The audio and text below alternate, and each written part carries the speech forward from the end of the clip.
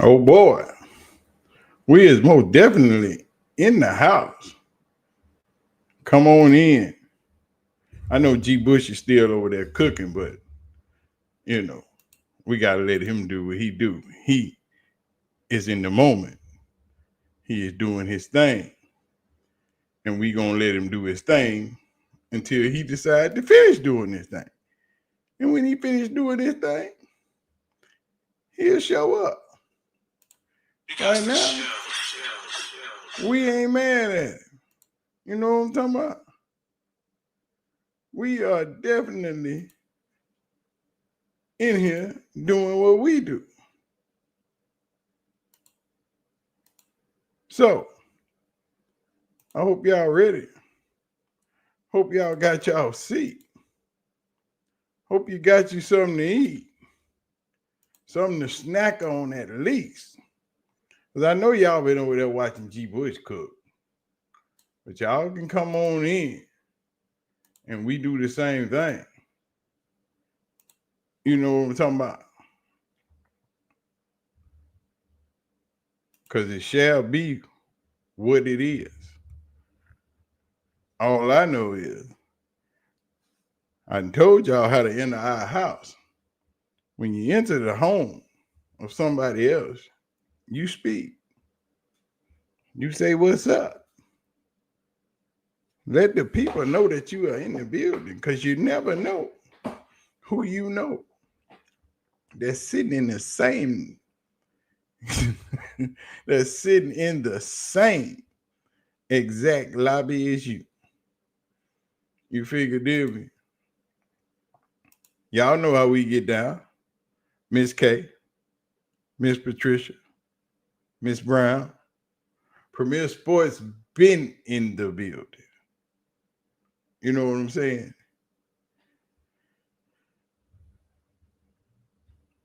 Today is a lovely day.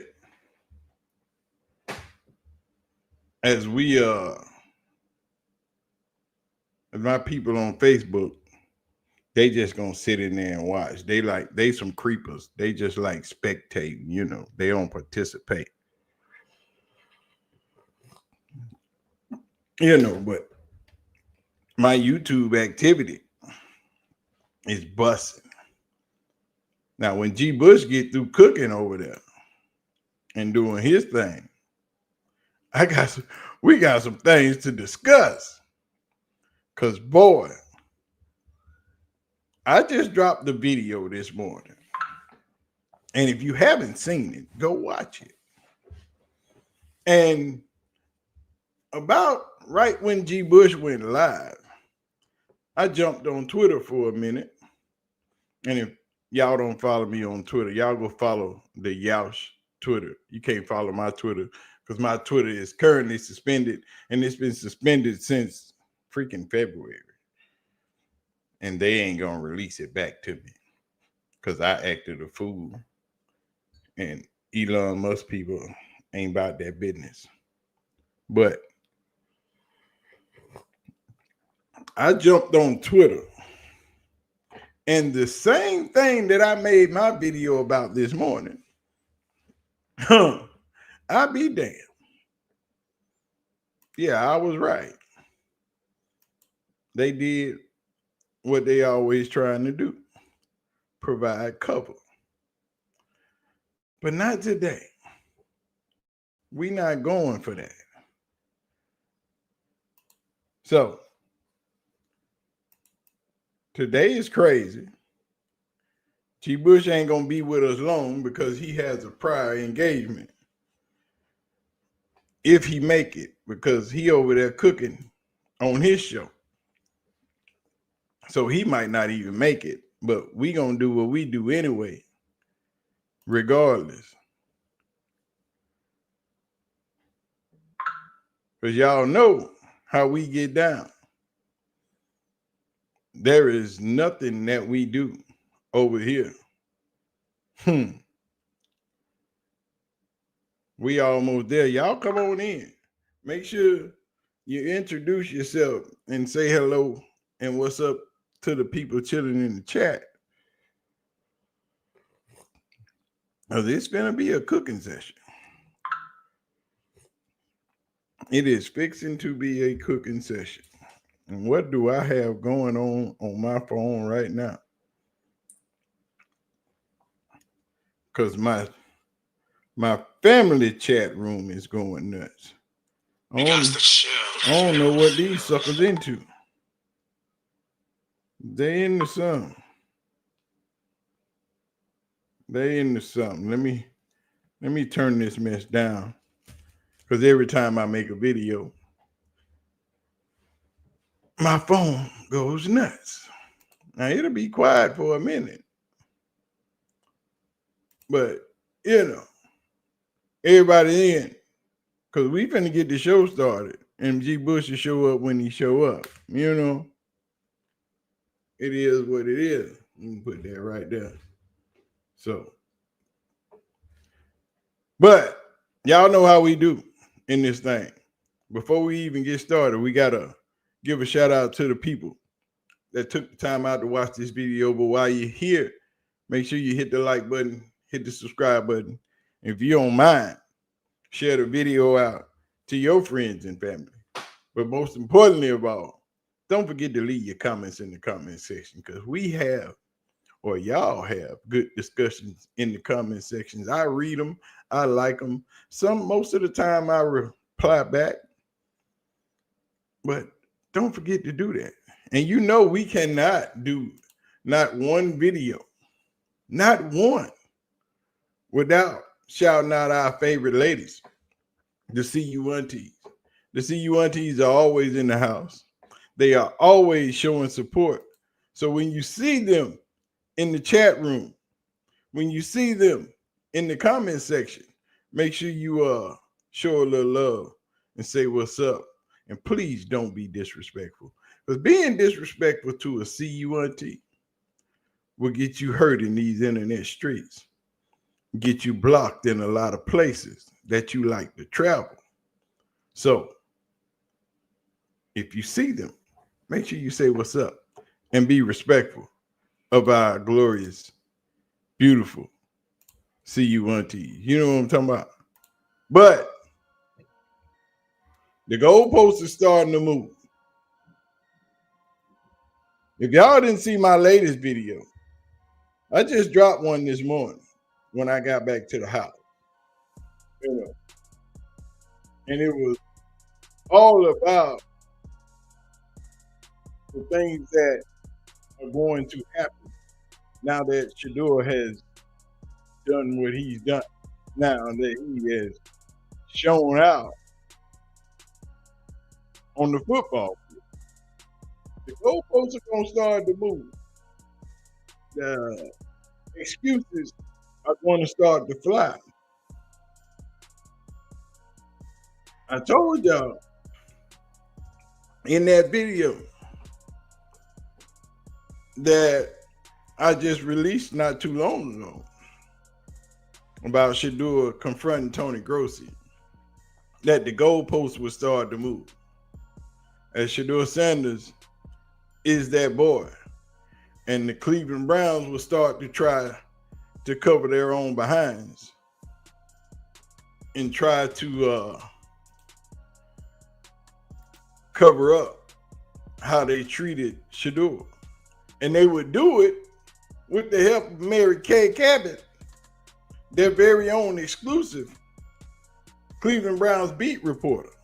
Y'all want some coffee? Because that's what we doing this morning. Now, I jumped on Twitter and I saw this. It was retweeted by Cleveland Browns favorite, Joe Thomas. And Joe, in his retweet, also said, this, I don't want y'all to get too upset. And for those that were claiming the Cleveland Browns were trying to sabotage Shedeur Sanders, that they were trying to hurt his career, this is why they weren't. So And he said, this is what Mary Kay wrote. So we gonna go over this. And y'all need to go watch that video. After we get done with this, just go back and watch this video because I knew this was coming. I didn't know it would be today. I thought it would be tomorrow or Tuesday. I thought they would, let the cycle and then drop something and get it on out the way. But it seems as if they trying to get ahead of the situation. And y'all know we'll get the super chats if there are any whenever we get to them in a little bit. So we want to get into this. And I want y'all to understand, I knew these son of a guns was going to try it. I knew they was up to no good. I knew they was about to try to cover for what they've done to Shedeur Sanders. And it reads, so why hasn't he gotten any first team reps? Now I told y'all, first team reps, and here, there, it didn't matter. But what I told you and what I've been saying the longest is that they are hiding Shadur Sanders because they've seen him with the first team. And they just didn't want you to see it. But now that the cat is out of the bag and everybody and their mama have seen the first team with him play without the first team. First team wasn't even needed. And he still went out there and done his thing. We didn't need the first team to show out. He still went out there and threw for 138 and 2 touchdowns. No interceptions. 19 yards rushing. A few drops. But Mary Kay Cabot, because he had to get up to speed in all aspects of the pre-snap process, including relaying plays in the huddle, identifying the defense, sliding the protection, directing the motion, and making adjustments.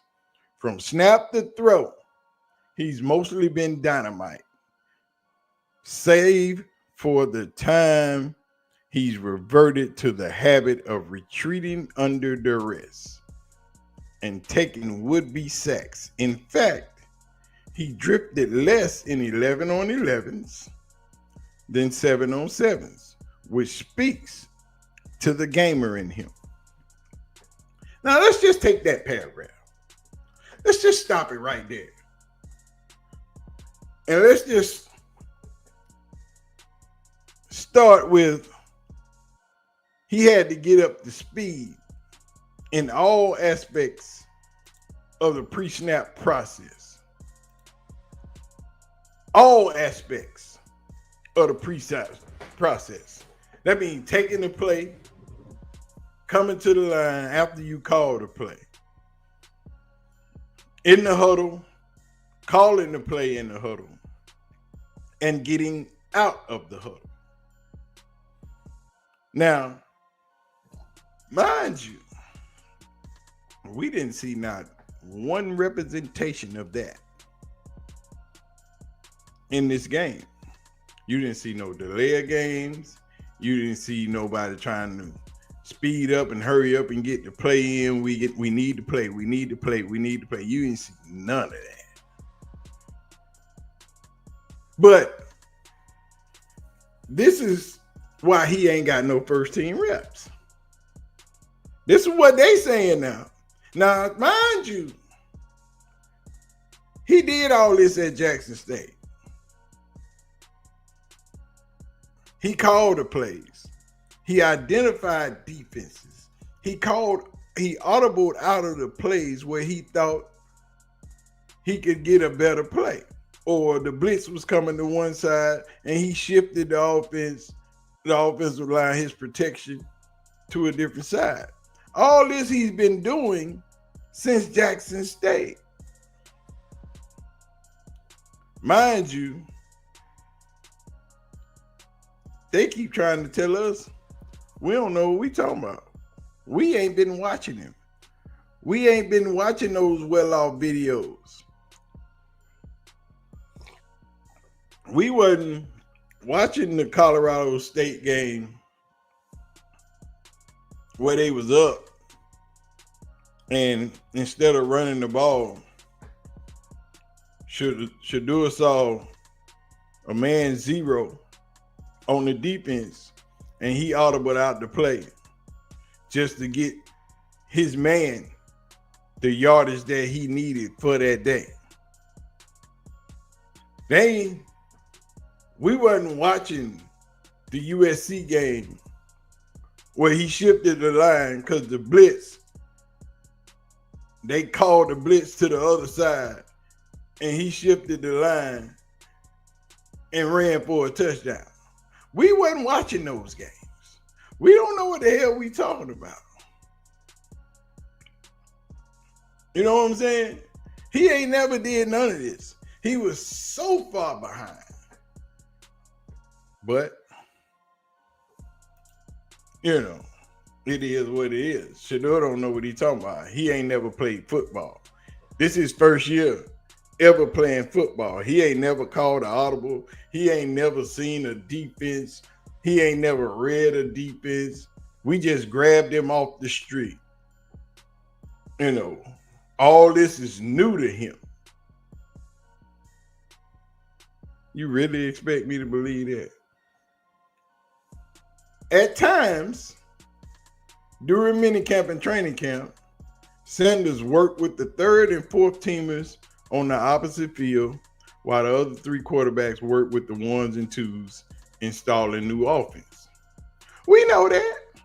We've been saying that since we know he was doing it. He on the other field by himself. He getting reps in over there by himself, working with the threes and the fours. That wasn't because he didn't know what he was doing. That's because y'all was over there working with the ones, and y'all didn't want him to get no reps with the ones. During some of those times, Stefanski stood directly behind Sanders, listening to him calling the play, gauging his vision. It's rare in camp for a head coach to spend so much time with the fourth-string quarterback. But the Browns have felt from the jump that Sanders was worth developing. They wasn't developing ish.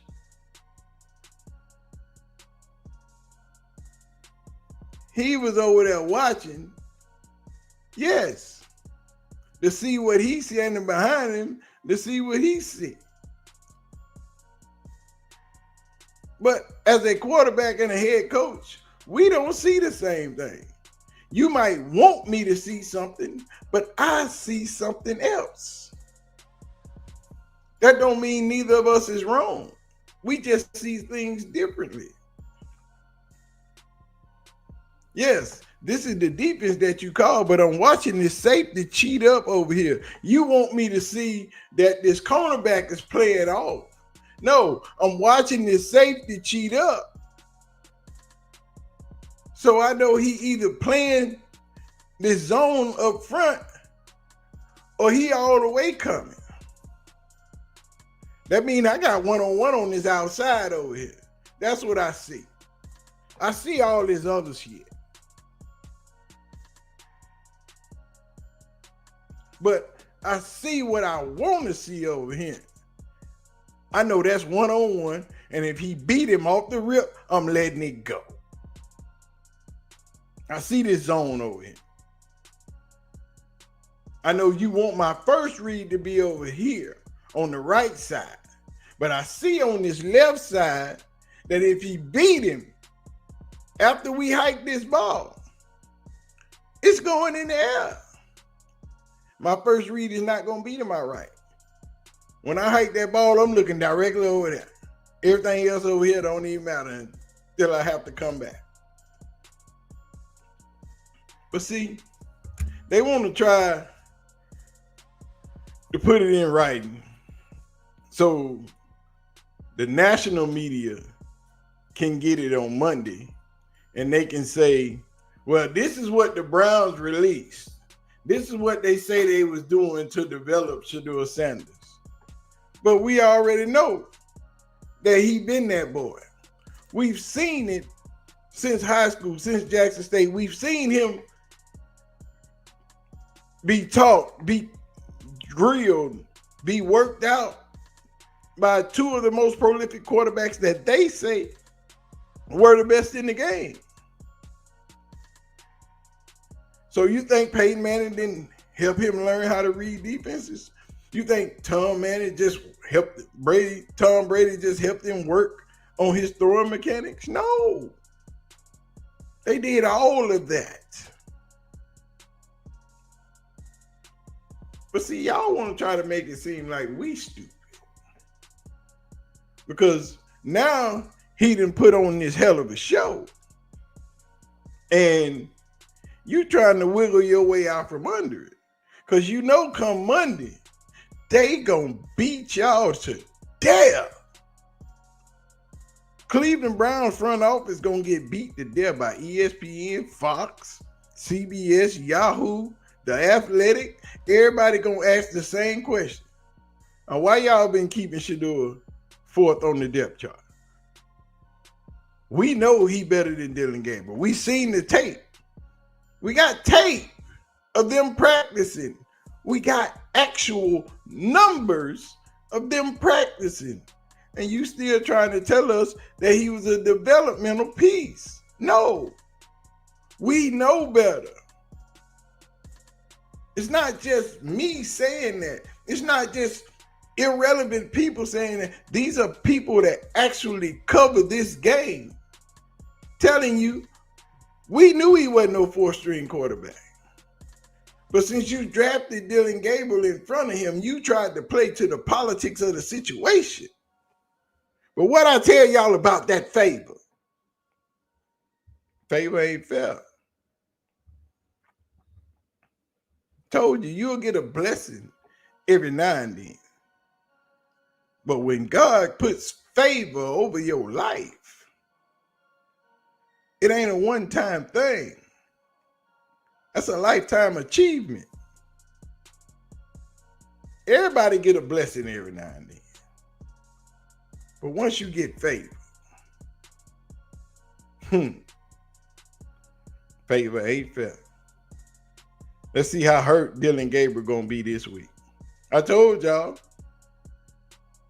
he gonna be just fine this week. We want him to be just fine this week. Because they are not going to move Shedeur up the depth chart. They're going to hold him back. They are not going to move him from fourth until Dylan Gabriel. This week, if Dylan Gabriel don't play, if he don't practice, then Shadur Sanders will be moved in front of Dylan Gabriel. Joe Thomas said on the broadcast that Kenny Pickett is probably going to be out for another 2-3 weeks. So we ain't going to even worry about little hands. If he going to be out, that means he going to miss all the preseason. So he is of no ilk anyway. He don't even matter if he going to be out for the next 2-3 weeks. But see, it's the constant trying to cover up that got them in this situation in the first place. They keep doing the same thing. Know how you tell your child, don't lie to me? I already know what you did. I already know it. So why you keep telling me a lie? Because when you tell one lie, what you got to do? You got to tell a lie to cover up that lie. You got to tell another lie to cover up that lie. And pretty soon you're going to forget what you said. You're going to tell on yourself. And that's what I told y'all. Just let them keep going. In a minute, they going to tell on themselves. They really ain't going to have a choice. It's going to come out. It's all going to come out in the wash. It's all going to happen in due time. Now, the fourth stanza of this lie reads as such: The fact that Sanders had to catch up on the terminology, calling complex plays and other pre-snap procedures is not an indictment on his football acumen, which is extremely high. It's just that he hadn't done it in the extent that Gabriel had during his 6 years of college.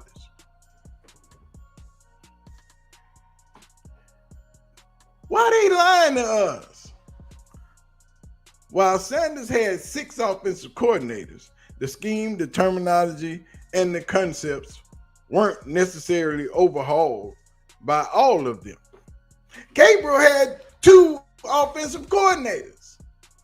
3, if you want to be technical. But he really had 2.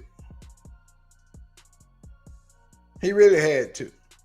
Gabriel played in a shotgun offense. They didn't huddle up in Oregon. Gabriel didn't call no plays in Oregon. Gabriel didn't have to relearn but really one offense. And that was when he got to Oregon. And it wasn't complex for a man that had 3 offensive NFL linemen, an NFL running back, and 2 NFL receivers. Gabriel didn't have no pressure. It wasn't bad for him. But they keep trying to tell this lie and trying to make it seem like Dylan Gabriel had more stuff to do than Shedeur Sanders, when actually they wrong. He had less. Because you can go watch the tape and see how many times Dylan Gabriel called an audible. It ain't many. He just ran the play that was given to him because he had better athletes than most of the teams that they played.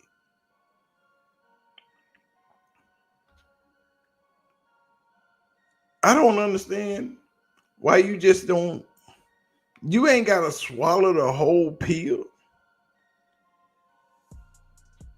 But why you keep trying to piss on our head and tell us it's raining?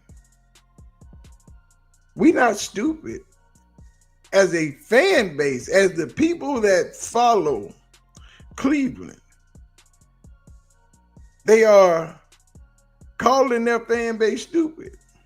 Because see, now they know the fan base don't trust them. Because they know they lied to them. Because Shadur Sanders is way smarter than they said he was. He could do all the things that they said he couldn't do. They said he couldn't run. He wasn't athletic. That was a lie. They said he didn't have a strong arm. Found out that was a lie. They said he put the ball at risk. He liked to run around in the pocket too much. Found out that was a lie. So now that everything that they tried to tell you has been rebutted, has been found to be untrue. Now we got to tell you and make it seem like they made Shedeur that good. Now they got to say he was a developmental piece. When he came to us, he wasn't this. We made him what y'all showed on the field the other day. That was us. That was the Cleveland Browns. That wasn't Deion Sanders. That wasn't Tom Brady. That wasn't Eli Manning. That wasn't Peyton Manning. That wasn't Jeff Blake. That wasn't throwing routes with Antonio Brown. That wasn't throwing routes with Terrell Owens. That wasn't throwing to T.O. That wasn't throwing to a whole host of other NFL receivers. That wasn't that.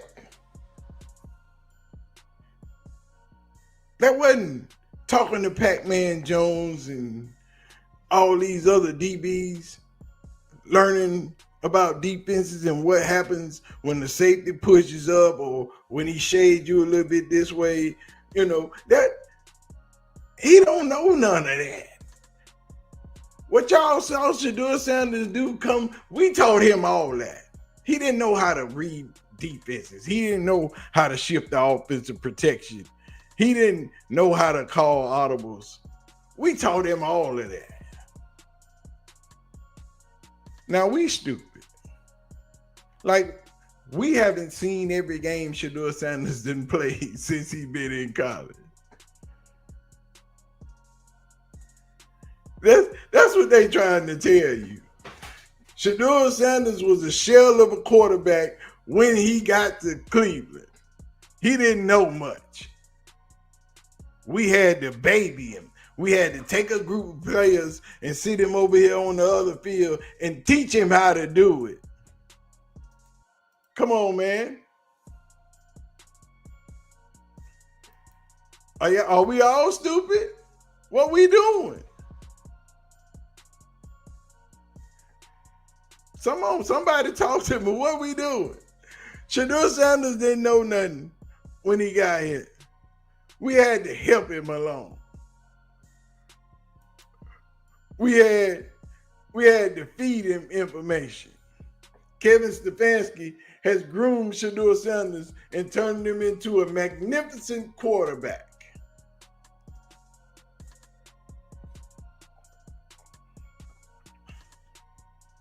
His daddy played with his quarterback coach. That's why you don't hear nothing from him. And when you hear from the quarterback coach, he said it from, never mind. God dog it. Snack, see, this is why people don't like you. This is why people don't like you, Snacks. Because you just go get receipts. We got them. We got receipts. We got all the receipts in the world to tell you that we got it. Now, this is receipt number 1. Dylan Gabriel. Thank you. So the first thing is, we know that Shedeur hasn't gone against ones. And by the way, that was a 1-second clip that they cut. And Dylan did struggle. And by the way, in that very same period, after playing against the ones, he went over to the field where Shedeur was and participated there. And it took him a second to get going over there as well. He did not come right over to the other side of the field and start lighting it up at all. So I'm talking about his first session throwing the football. His first session throwing the football against the ones, he definitely struggled. Denzel Ward was there. But in that same period, he then goes to the other field and he goes incomplete, incomplete, complete, incomplete, complete. So 2 for 5 on the same field that Shedeur was on, where Shedeur on that field went complete, complete, complete, complete, complete, incomplete. So went 6 for 7. Mm-hmm. Same field. So he's not acknowledging that part of it. The other thing is, and then he would go on and talk about the stat. Oh, see, we got receipts. And Dylan Gabriel sucked. But Bill Musgrave is the quarterback's coach. Start with Dylan Gabriel. More starts than anybody in college football history. More passing touchdowns than anybody in college football history. You're already smiling. You seen how he was shaking his head when he hollered more starts than anybody? He talking about he's smiling. Look at his face. He like, man, that don't even matter. He ain't all that. But let's run it back. I need y'all to pay attention. In there. Start with Dylan Gabriel. More starts than anybody in college football history. More passing touchdowns than anybody in college football history. You're already smiling. Well, yeah, you just talk about a body of work. Yeah, he's got it. Yeah, he's seen a lot and made a lot of great plays, made mistakes that he's learned from. So that's the key, is getting out there and being able to do it. And both our young guys have had a lot of time on task at the college level. Yeah, and then there's Shedeur, who has made some beautiful throws. Dylan has as well. So much it's just interesting, the path that led to him being a Cleveland Brown. I think we're certainly better off for it. What's he been like since he's been here? And certainly, yesterday effective in the red zone. What's he shown you, in that room? they've done a nice job. Both guys, I think, are becoming more comfortable every day, in our language, in the way that we huddle. Because right. They haven't called plays. Not a lot of huddles in college and high school, which is good. It's not the college's responsibility to get these guys ready for the NFL. They're responsible for lighting up the scoreboard and winning games. Yeah. So there's no skin off anybody's nose. We're just trying to get them ready to call some plays, get ready with the language, present in an orderly manner, of course, and do the right thing once they get to the line of scrimmage. And they're making strides to do that every day. I don't know the last time there was really kind of a pure quarterback competition in the National Football League. This is exciting. Are you kind of excited to be a part of it and see how this all ultimately shakes out? Yeah, I think the entire team is, the entire building. We're excited because we've got good young men on the team, and we're looking back to getting on the right side of the ledger this year. So we're excited. We've got a bunch of team-oriented people, not only at the quarterback position but across the board. So it's a really terrific process with which to be a part. All right, you got to run them. You told that you've got a lot to. Now, Bill Musgrave is the quarterback coach. The man said there wasn't a lot of huddles in college. We know.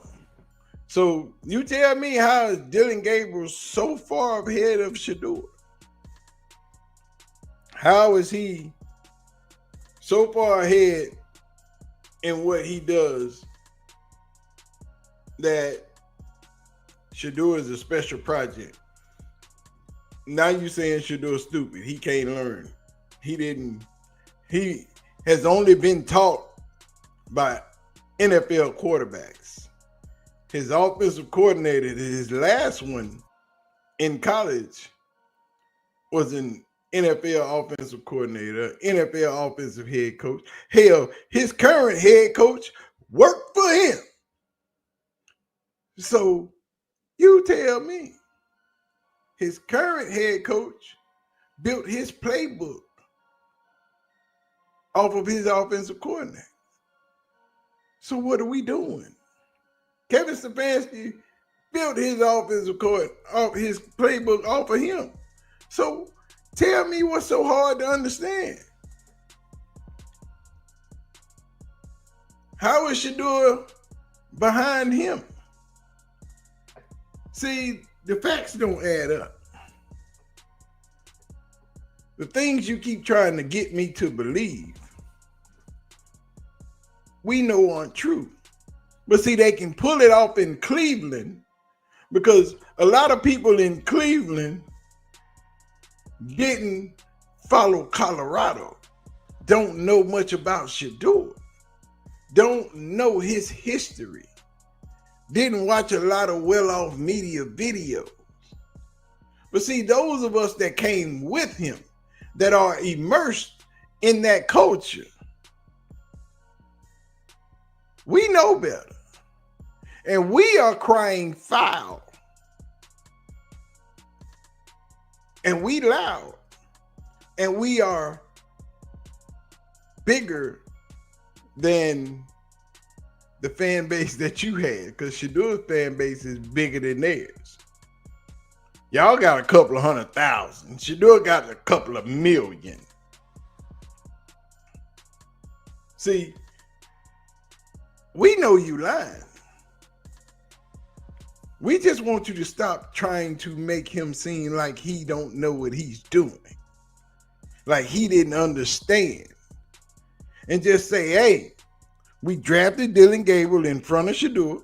We want to give Dylan Gabriel all the options in the world, all the attempts to earn this job, because we have more invested in Dylan Gabriel than we do Shedeur.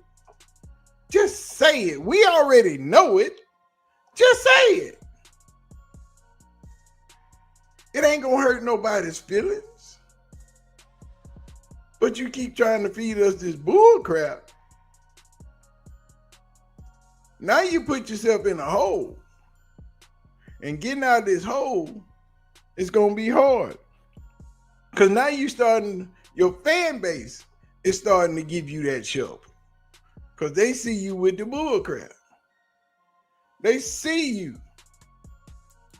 But now they done seen him play. And now they know you lying. That man didn't go out there and throw for 14 and 23 for 138 and 2 tugs, and he don't know what he doing. He didn't throw no interceptions. The offensive line didn't look confused. They got in and out of the huddle fine. It wasn't no timeouts, so we don't get no delay of game call. But you trying to tell me he didn't know none of that before he got here. He used to get mad at Colorado because they used to take too long getting the play in. See, these are things that we know. As a crew that came with him, we know in Colorado, he'd be mad because they taking too long to get him to play. Play clock running. We got to go. I don't want to get this line in a hurry up mode because I already ain't getting no protection. You want to make it worse on me.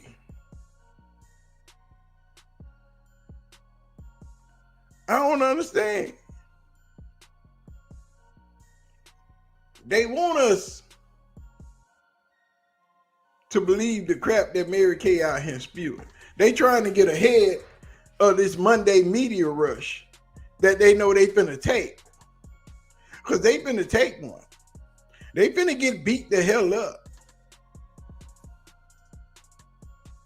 Because nobody is believing none of this crap they writing.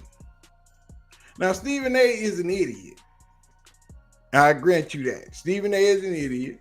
And he got all out over his skis the other day with the sabotage and stuff.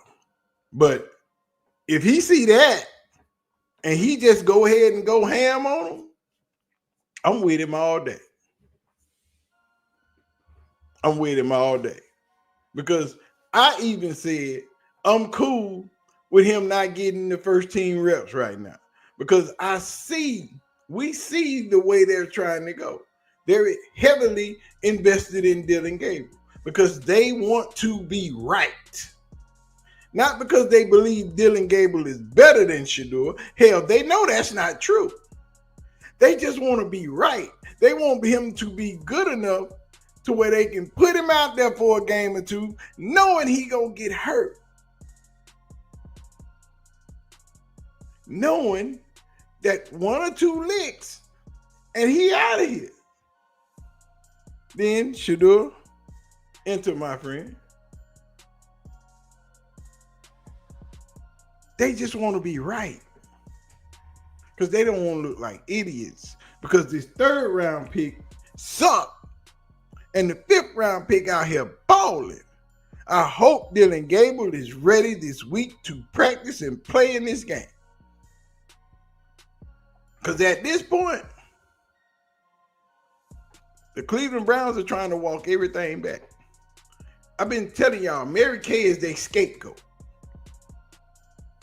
I don't think Tony Grossi gonna be that no more. Because Shedeur done played with Tony Grossi and he showed him that he like him a little bit. You know, Tony, stop playing with me on the internet. You know, that little thing they had in the tunnel on Friday, that wasn't Shedeur jumping on Tony Grossi. That was just them playing around. You know, but now Tony Grossi done seen it live. We ain't got to worry about him no more. Mary Kay is the dedicated practitioner of the Cleveland Browns. She is the mastermind of this fan base. And anything that she writes or reports, they know that the fans will believe her. That's why they had her to drop this little piece. That's why they had Joe Thomas, because you the Hall of Famer. They love you, Joe. Go ahead, help us out. And he out here retweeting bull crap. Like we don't know it's bull crap. Joe, we know what you're doing. We see what you do. You know, it's okay to play the game, but you can only play the game for so long.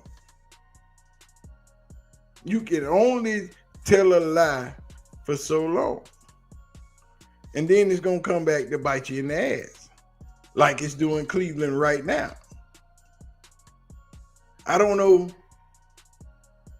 how they think that this fan base is going to believe what Mary Kay wrote, but some of them will believe it. The boys on the radio ain't gonna believe it. Most of the people on 92.3 The Fan ain't gonna believe it. G. Bush at UCSS, so he there to combat all of that bull crap. And G. Bush still in his stream cooking, y'all. So, he over there cooking. The super chats ain't stopped flowing. He getting them down. So it is what it is. What's happening in Cleveland right now is a travesty. Because now they're going to try to cover. And this is the way Mary Kay is going to be reporting all of that this week. That's why she don't have her comments on her videos. None of those Cleveland.com comments sections are turned on in their videos. They ain't even turned on their articles because everybody know that Mary Kay is a fraud. She's shooting for the Cleveland Browns, and that's it. She is not about reporting the truth. She's about reporting whatever the Browns tell her to report and how they want to spin it. That's how she's reporting now. Because Shedeur fans have way too many voices, and they trying to scream louder than us, and it's not possible.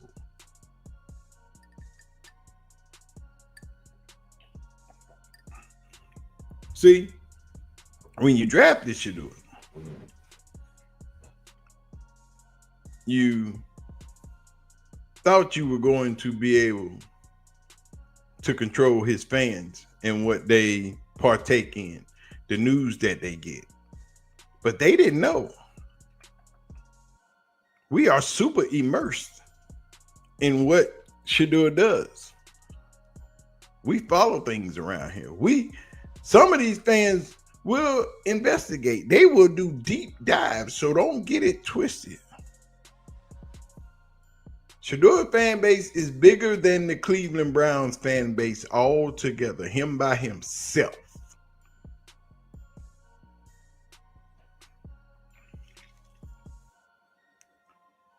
Cleveland should have embraced Shedeur when he got here. It's one thing the Browns did wrong. They didn't embrace Shedeur when he got here. They continued to try to treat him as if he was a problem. Y'all hit the like button, hit the subscribe button. They tried to continue to treat him as if he was a spectacle. They didn't offer up the love and the camaraderie when he got in the building. They wanted him to be quiet. They wanted him to be humble. They wanted him to shrink himself because the franchise, that's what it's about. It's not about you. It's about the franchise. But what they didn't understand was we didn't care nothing about the franchise. We didn't come for the franchise. We came for Shedeur. The franchise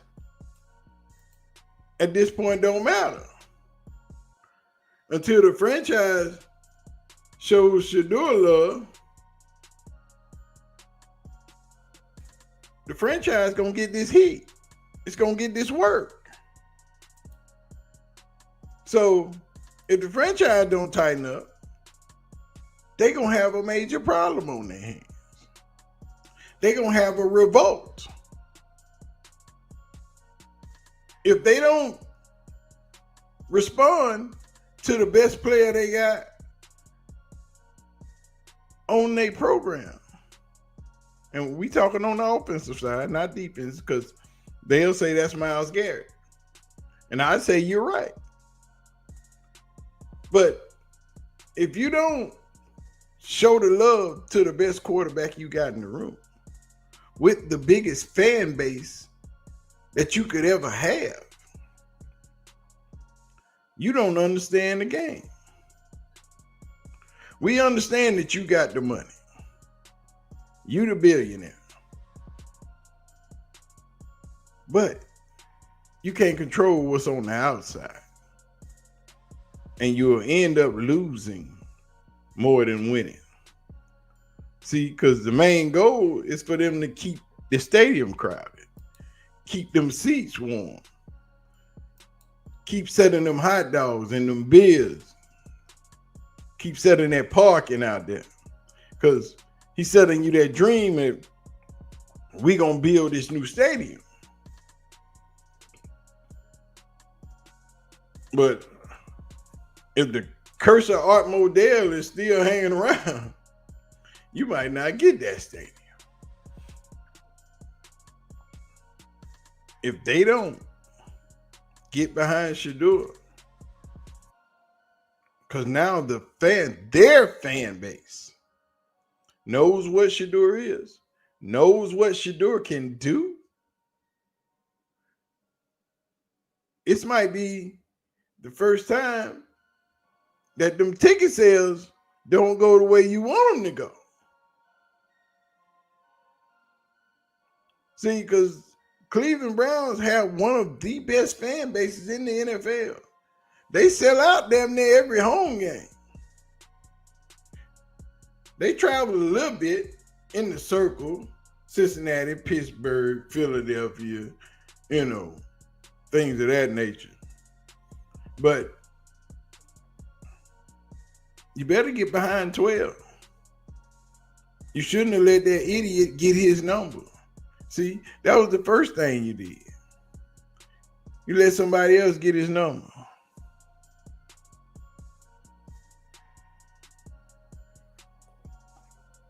That was the first thing you shouldn't have let happen. You shouldn't have let nobody get that number 2. That number 2 should have never been touched. Don't care nothing about Dylan Gabriel, don't care nothing about Joe Flacco, don't care nothing about nothing else. Nobody touches the number 2. And if you got it, you got to give it up. See, that was mistake number 1. And then, who has number 2 for the Cleveland Browns that won't be here next year? Let's find out. Who has number 2 for the Browns? Let's find out. DeAndre Carter. Is he going to make the roster?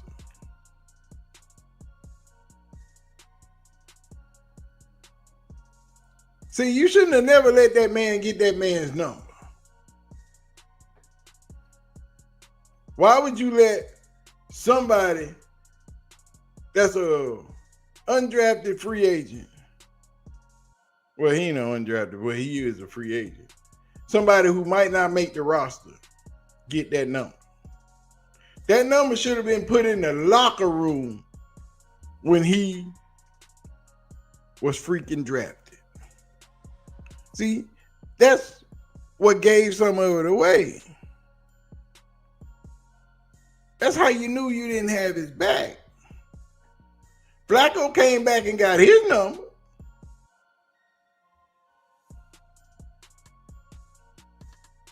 So now what? What we doing? See, you let somebody get his number. Then we had that explosion at the project. He did something.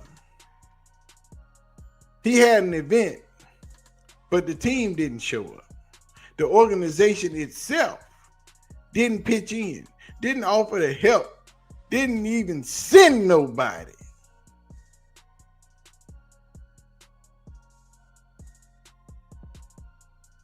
See, it's constantly showing that you don't got his back.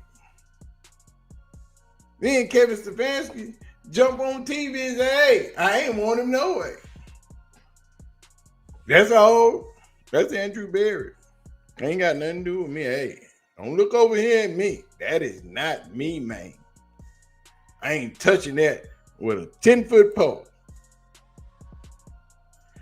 G. Bush over there cooking. I just clicked over there. He's standing up in his chair like this. Yeah, he over there cooking, boy. He over there going hard. But what I'm saying is, they don't want this man. When your owner denies you, when the owner of the franchise say, hey, that's all. That guy. That ain't got nothing to do with me. But you stood firmly on 2 feet when it came to Deshaun Watson. The worst decision you ever made, you stood firmly on 2 feet and said, hey, Deshaun Watson joint, that's all me, dog. You know. But when it comes to Cleveland just used to losing. I'm sorry. And I can't get over it. And I can't help but see it. This franchise, it is run so poorly. The fan base, they don't know what to do. They don't know what to think. They don't know who to trust. They don't know who to believe. They losing faith in the system. They don't know what's going on. Because they're getting told 1,300 different things. They see one thing happening, but then you tell them something else. Kevin Stefanski get on TV and say, we were happy to have Shedeur here. But when you drafted him, all y'all looked like y'all was having heart attacks. They keep telling you one thing, but showing you something else. See, I'm a father. So I know when you're lying to me. I watch what you do. I tell my kids that all the time. You can tell me something, but I'm going to walk right behind you and go check for myself because I know you lying. They say Shadur Sanders didn't know the playbook. He didn't understand the terminology. All through camp, all through OTAs,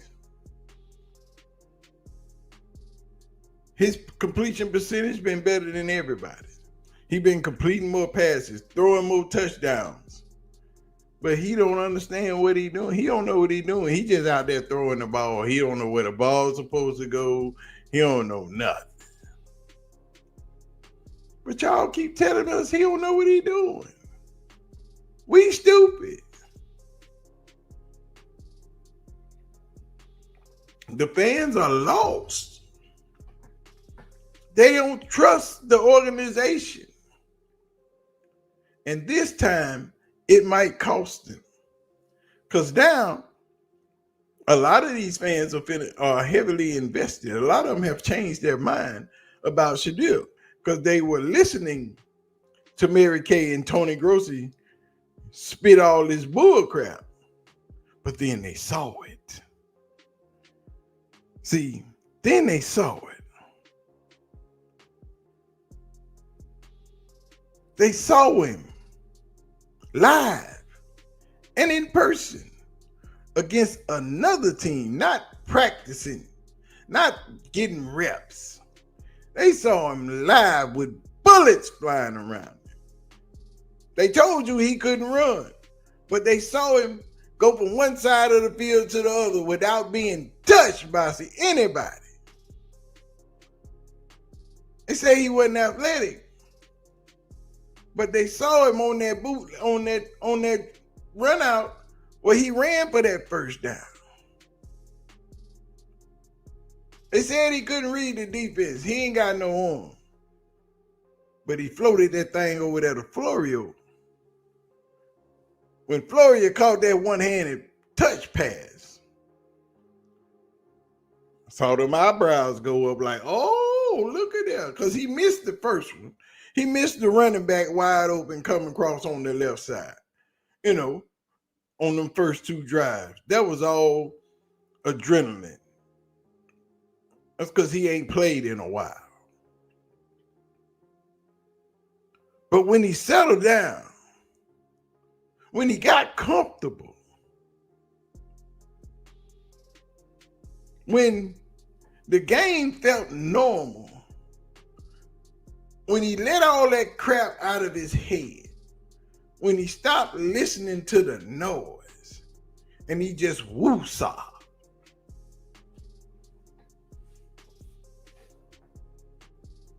And he felt back into his element. Like, this is where I belong. This is what I'm supposed to do.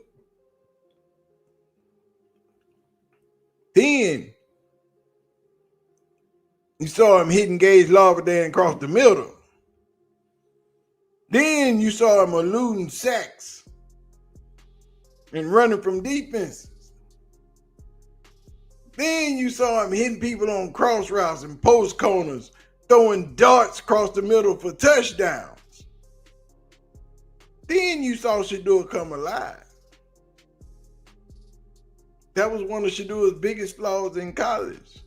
Them first 1, 2, or 3 series, he always did that. He started out a little slow. But once he got that oomph out of his system, oh, it was a different ball game.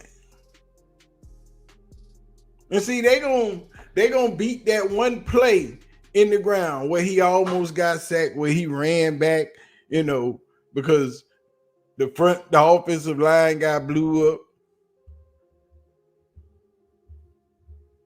It didn't count. It wasn't no sack. So what you worried about it for? See, some things a quarterback do. You know, every quarterback got his thing. Michael Vick used to run with the ball in one hand. They used to hate it.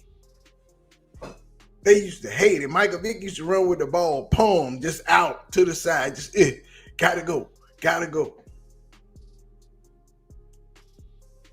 Aaron Rodgers held on to the ball too long. That was the same gripe they had about Aaron Rodgers. He held on to the ball too long. He got to let it go. He got to get out of that pocket. He got to quit doing that. But hell, the Pittsburgh Steelers picked up Aaron Rodgers. They didn't even draft Shedeur. See, it's certain things that every quarterback got their one thing. Drew Brees used to take a lot of risks. What the little thief name down there in Mississippi? Brett Favre.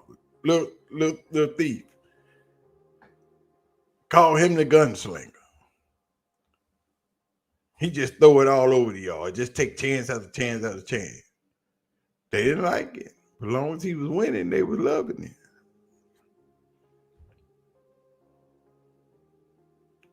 Matt Ryan, Matty Ice.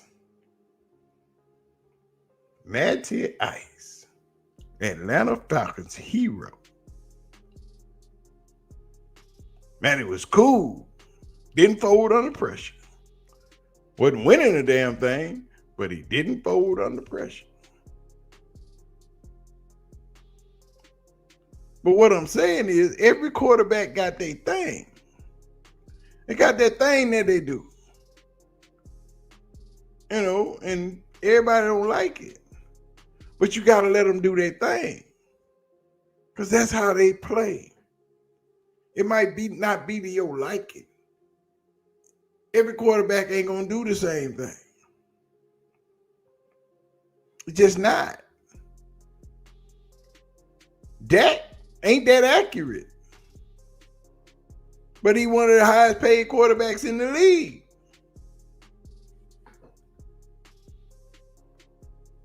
They didn't like the way old boy over there, my homie, they didn't like the way he used to throw sidearm all the time, run around the pocket like an idiot.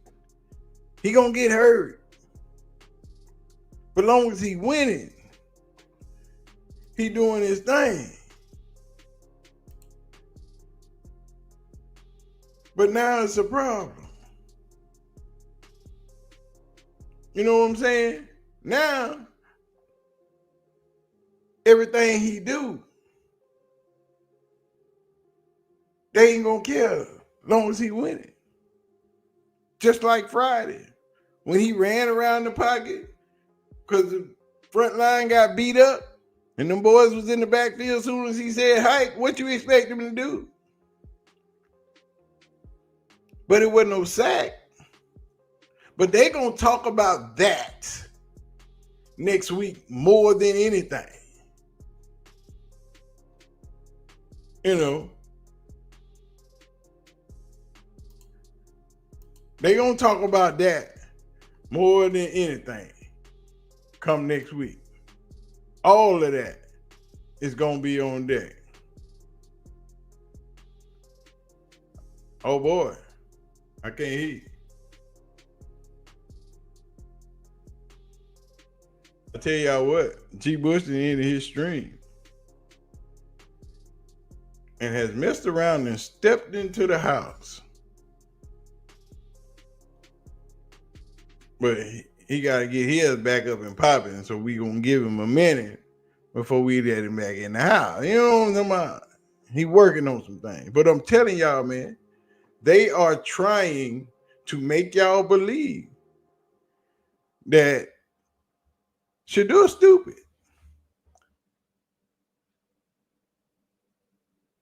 But they trying to get in front of this story, and it ain't gonna work. Because the fans are not stupid. And the national media is going to beat them to death come Monday. The first story on Get Up on Monday morning is Shedeur Sanders. Ain't going to be got nothing to do with what Mary Kay said. They might slide that in there somewhere in the end, if at all. But we want to know why Shadur being treated like he been treated.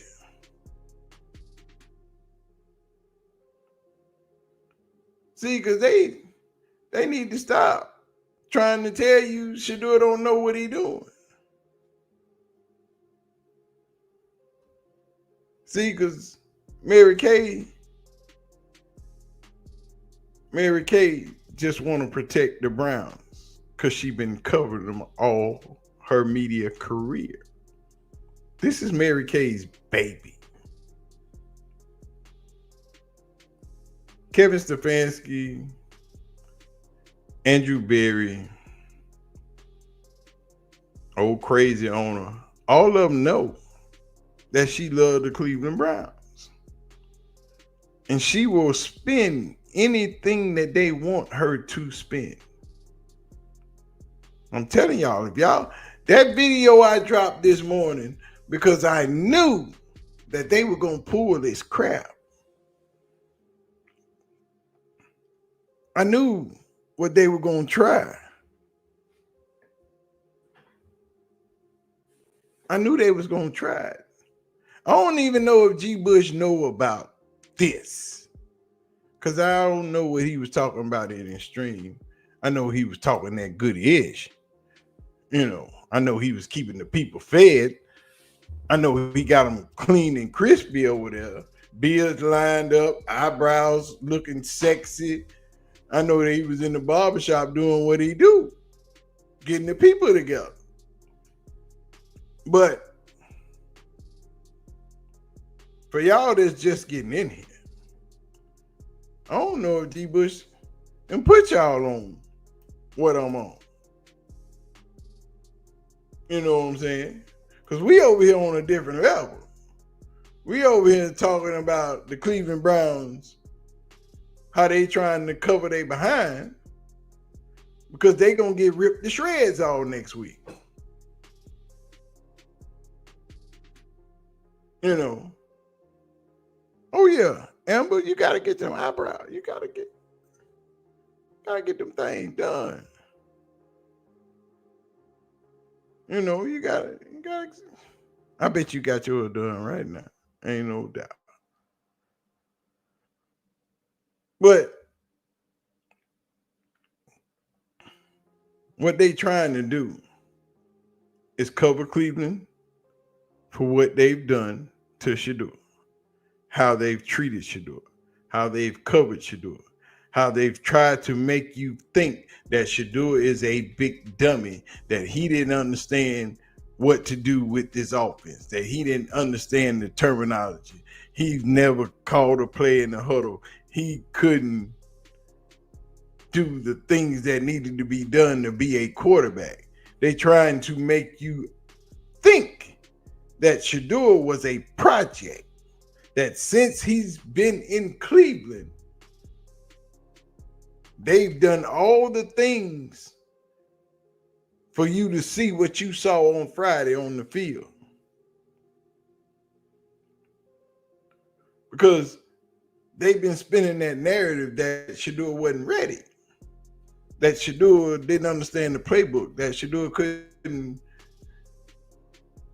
get all the things together. This part. But I'm gonna wait on Bush because I need Bush to understand. You know. Yes, sir. And my player partner is in the building. Yeah, Ladies and gentlemen. Ladies and gentlemen, G. Bush is in the building. Yeah, man. You know what I'm saying? He was over there cooking in the box. I got you up on the screen. I'm like, I saw you sitting up in the chair like that. I said, ooh, he over there cutting. I was like, man, listen, I did back. I said, I told him I got to get back over here. I said, when we go here, I said, stay right where you at. Stay right where you at because we got to get to it. You know what I'm saying? And get to it, man. So yeah, listen, I heard what you were saying. I was trying to get it together. So what is the thought process, man? So no, it's not the thought process. It's exactly what they doing. I assume that you don't know what Mary Kay Cabot is up to today. No, I'm oblivious to the streets. Well, the streets are talking. Check your screen. Okay, here we go. Let's get to the streets. Check your screen. I want you to give this to your people because I didn't gave them mine. Give it to your people and tell me, are they not trying to tell you that they just raised Shedeur from a boy to a man? That he was stupid when he got to Cleveland. They trying to tell you that he didn't work with Tom Brady. He didn't work with Peyton Manning. He didn't work with Jeff Blake. He knew nothing about offenses and defenses when he got to Cleveland. That's what that article say. I'm sharing this right now. I got to put it up here. That's what the article say. I made a video about this morning. I got up when I got back from Houston, got me some breakfast, sat down, and then I just dropped a video a few hours ago and said, y'all listen, Cleveland next week will have Mary Kay Cabot trying to block whatever shitstorm that they are fixing to get from the national media next week. Because Monday morning, ESPN will open up on Get Up. The lead story will be Shedeur Sanders, and questions will be asked. I'm telling you what my partner told me yesterday. He said, man, Snacks, first thing we talking about when we fire up them televisions in the morning, when them cameras come on, Shedeur Sanders is the first picture you gonna see when Get Up start. I said, okay. But now they're trying to get in front of it with this article. And know who retweeted this? Your boy Joe retweeted this and said, listen, for all of y'all that's trying to assume that the Cleveland Browns was trying to sabotage Shedeur Sanders, these were the problems that they were having per Mary Kay Cabot when he got to Cleveland. This is why he wasn't practicing with the ones. He was with the 2s and 3s. Joe signed off on this. But those are the two most believable people in Cleveland. That's who the Cleveland Brown fan base trusts. Mary Kay Cabot, Joe Thomas. They Pro Bowler, they Hall of Famer, and they however many awards Mary Kay got. So here, let's get to this. I'm actually glad because this is going to be a different conversation than I just had. So we got another opportunity to really educate the people. Yes. So it goes on to say, so why he hasn't gotten any first team reps. First and foremost, here's what you're going to have to realize. When you have a player who comes out and plays like that and has not been given reps, has not been taken seriously, has been maligned, has been talked about, has been diminished, has been marginalized, you're going to now have to stand in account and stand on that, right? Because now I told everybody before, I threw it in my one of my blogs, I said, local media, feel free. I'm gonna let you know, it's still time to get on the bandwagon. It's still time to come on around. Because listen, when the people see it and the national media see it, they're gonna then come back and say, hold on. Shedeur's talent shouldn't be questioned. He showed it. Your judgment is now being questioned. Your eye, your evaluation, because now we have time and time again where you've said certain things where it turns out that there is no way a person can play like that if he does not understand what he's doing. It's impossible. There is no way a person can play like that, be as free, be as open, be as confident, be as smooth in the pocket and way he moves and accurate if he does not know what he's doing. Here's the problem. Here's the problem. When you deal in generalities, catchphrases, and buzzwords, those come back to haunt you. Let's talk about this. We'll break it down line for line. So no. Hold on, G. These ain't buzzwords. When you read this, these ain't buzzwords. These are definitions. These are explicit. This is directly to the point saying this man couldn't do this when he got here. We had to bring him to this point.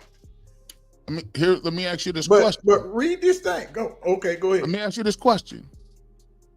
How is it he was learning all of this and he still wasn't playing? See what I'm saying? If you had to learn all this from ground zero, how was you learning this with support staff throwing at trash cans? I was there. He wasn't playing. He was playing on the other field. Remember, we talked about the JV field. Yes. Well, if he can play that well on the JV field, I think everybody should play on that JV field. I think everybody should use the playbook he had. However they learn this, the problem with this is this, man. And I always talk about this. I said it in the last podcast. You got to watch. People will take you back. No. See, it's clever misdirection. They are focusing on the wrong thing. You're focusing on why we said, or why did some people think the Browns were sabotaging him? Instead of putting the focus on what he did and how impressive it was. They should have been embracing him from day one. When they gave up his jersey number to a undrafted player, to somebody that might not make the team, we knew then they wasn't ready. when guess what? they had several chances to fix it. We told him. He had an event. They had a disaster in the project. Nobody from the team showed up. I talk to him. He went to the high school to talk to teenagers. Nobody from the team showed up. It's him every time by himself. Where is your organization? Where is your help? Where is your love? Why haven't you embraced the most important player that has touched your franchise since the great Bernie Kosar? This is what you got. When his fan base is twice as big as yours, and now your fan base don't trust you, you losing trust in your very own fan base because you telling me that the person that I'm watching on TV, Cook, couldn't read a defense, couldn't call a play in the huddle, don't know how to shift the line in protection. You telling me that you taught him all of this just now, but we watching him move and shift the line in Jackson State. We watching him call out shifting audibles in the Colorado State game when they winning, but he telling you, coach, mad because you called audible because somebody else wanted some yards. But he telling you, coach, I saw cover 0. We had it free on the outside. He by himself. Why not? But we didn't watch him do this. That's the problem with Cleveland. Nobody watched him but the people he brought with it. And instead of embracing it, they fighting it. I seen all his stuff. So when they drafted him, I said, "Oh, we got that's what I'm talking about." When you break this down, you say, so why hasn't he got any first team reps, right? Because he had to get up to speed in all aspects of the pre-snap process, including relaying plays in the huddle, identifying the defense, sliding the protections, directing the motions, and making adjustments. From snap to throw, he's mostly been dynamic or dynamite. Saved a few times, he's reverted to the habit of retreating under duress or taking would-be sacks. In fact, he's drifted less during 11-on-11s and 7-on-7s, which speaks to the gamer in him. So here, let's go ahead and say this.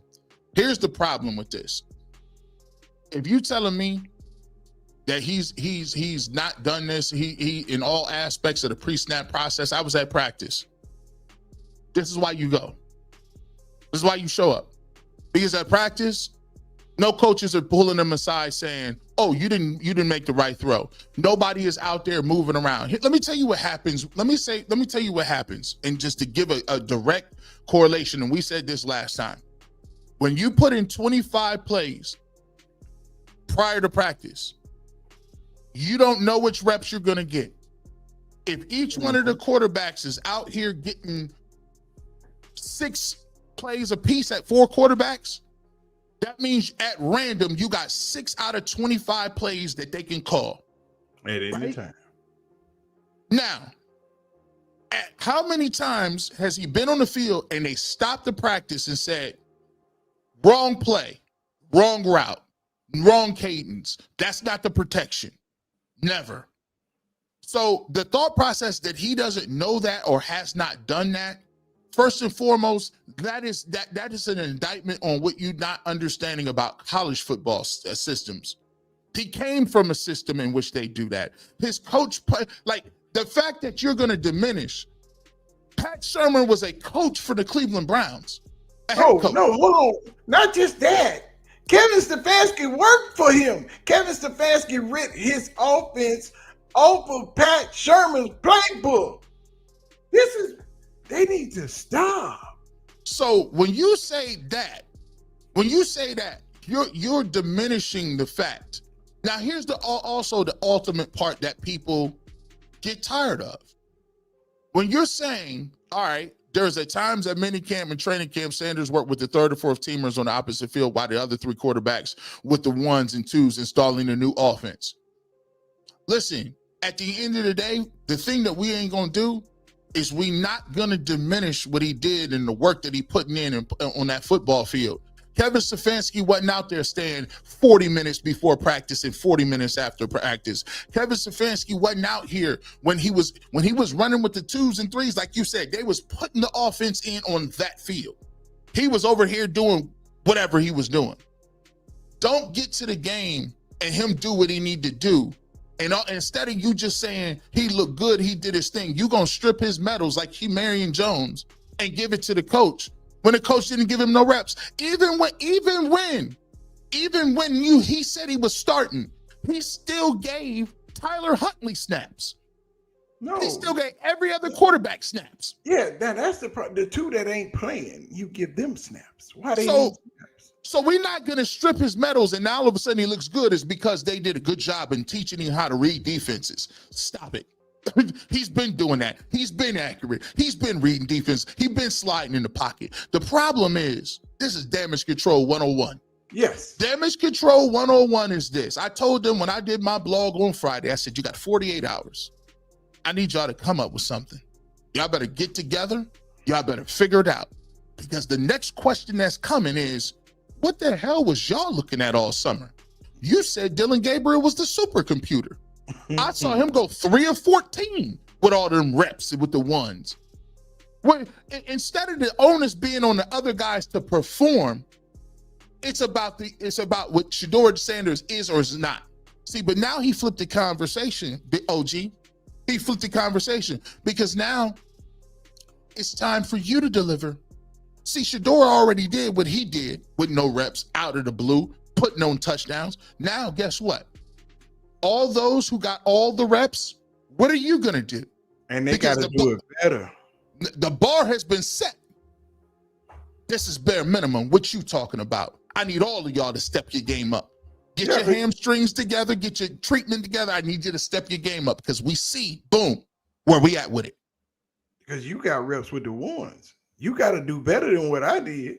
I'm playing with the UPS workers like they used to say. I'm playing with people that ain't gonna make the team. So if this is my ball, you got to be up here to beat me out. Because you've been playing with Jerry Jeudy. You've been throwing to Njoku. You done had the whole offensive line blocking for you. Let me see. I'm in survival mode. She said, hold on, let me see. At times during minicamp and training camp, Sanders worked with the 3rd and 4th teamers on the opposite field while the other 3 quarterbacks worked with the 1s and 2s installing the new offense. So you was front row and center installing the new offense with all of the bells and whistles and Jerry Jeudy and Joe Batonio and Wyatt Teller and all of the number 1s over there kicking it and getting them reps down. Mm-hmm. Now it's time for you to pull up in Philadelphia and show what them reps meant. I want to see it. Same way y'all wanted to see it with Shedeur, I want to see it. Because now it's about seeing. It ain't about what we thought. See, what you thought and why he wasn't getting no reps and why it was what it was, you could try to do that narrative, that mental gymnastics, but people gonna make you stand on that. They're gonna say, but you said. I've been telling them since this thing started, once they see it, you can't put the genie back in the bottle. Cleveland, there is nothing that they can do to tell them that Shedeur don't know what they're doing. That's why he didn't get no reps with the ones. He got reps. They've seen him play with the ones, but it wasn't for the media to see. It wasn't for the people to see because they knew once you saw it, that's all you was going to want. You wasn't going to worry about Dylan Gabriel. You wasn't going to worry about Lil Hand Kenny, old man Flacco. You didn't care about that, just like you don't care now. And now nobody believes them. See, this is cover. This is to prevent that media storm that they know that's coming Monday morning when the rotation fire up. See, this is bullcrap. They know what's coming. They trying to fight it. They trying to get their audience to trust them. Y'all trust us. We know what we saying. We send our best 2 sources out there to tell you they don't know what they talking about. And before they get to talking Monday, this is why we did what we did. This is why Shedeur didn't get no reps, because we had to raise him all over again. They full of crap. It was just that he hadn't done it to the extent that Dylan Gabriel did in his 6 years of college. Let me tell you something, bro. Let me tell you something, man. Dylan Gabriel, let me just tell you something. They moved it so much. First of all, Dylan Gabriel wasn't rated higher than Shedeur Sanders at nothing. No other GM, nobody I know was taking him in the 3rd round. No disrespect to Dylan Gabriel. Second of all, he came back to college last year because he had a 7th round grade, and this year he had a 6th round grade. I mean, let's be honest with man. He played at 3 different schools. He played 6 years. Even with the reps that he's been given in practice, he's done nothing with them. He has not looked good. He looked shaky. He looked bad the 2 days I was out there. Bad. It wasn't shaky. It was just bad. You now have Zach Jackson and Dale Ryder saying he's not a college quarterback. He's a nice college quarterback. He's not an NFL quarterback. And at least the thing that I'm willing to say is, I've always been about the competition, and I'm a firm believer in giving people opportunity to prove themselves they is or they ain't. Now, my thing is, it's funny how the onus now is back on those guys to perform. Because to be honest, the way the thing has been written and the way this thing has been narrated has been, these guys have been given the benefit of the doubt at every turn. When you ask why Kenny Pickett should start, the first thing they say is he got a raw deal in Pittsburgh. I said, now hold on. This is the same Pittsburgh that you guys worship. This is the same Steelers that you always raise in above the Browns and say Mike Tomlin go to the playoffs every year. The Rooneys is the best owners. They do it the right way. They still hit on Friday. The Steelers go to the playoffs every year with a different quarterback. But just for this sake, the kid that grew up in Pennsylvania, who went to the University of Pitt, who played in the same stadium and it's his home games, played 4 years. You telling me that the organization that watched him for 4 years, drafted him in the 1st round, played him, you telling me he got a raw deal? I don't know. When is the last time you said anything bad? So just in this case, he got the raw deal. It was just this case with Pickett. He got okay, I get it. I mean, I get it. But you doing these mental gymnastics for Pickett. You got people doing these. I mean, it's crazy how it's everybody. I call them the ABS. Everybody got abs in the industry. Anybody but Shedeur. It's the anybody but Shedeur coalition. And guess what? It's real quiet in the weekends. I want to see people talking, not writing, talking. It's quiet. But they've been getting, them text message chains is jumping right now. How we gonna spin this? What we gonna do? How we gonna move with this, dog? And I mean, right now, but you just see that throw in the end zone when he stepped up to all guys around his back leg and he just threw that 25-yard strike. See, I told you. Remember we said this? Shedeur, you go out there, don't you be checking it down. We let that thing fly. Throw that thing. And when you let it fly like that, you gotta start reverting and moonwalking. You got to say, well, this is the reason I had said that. No. That pocket presence is innate. When former quarterbacks come out and say, this is elite level maneuver in the pocket.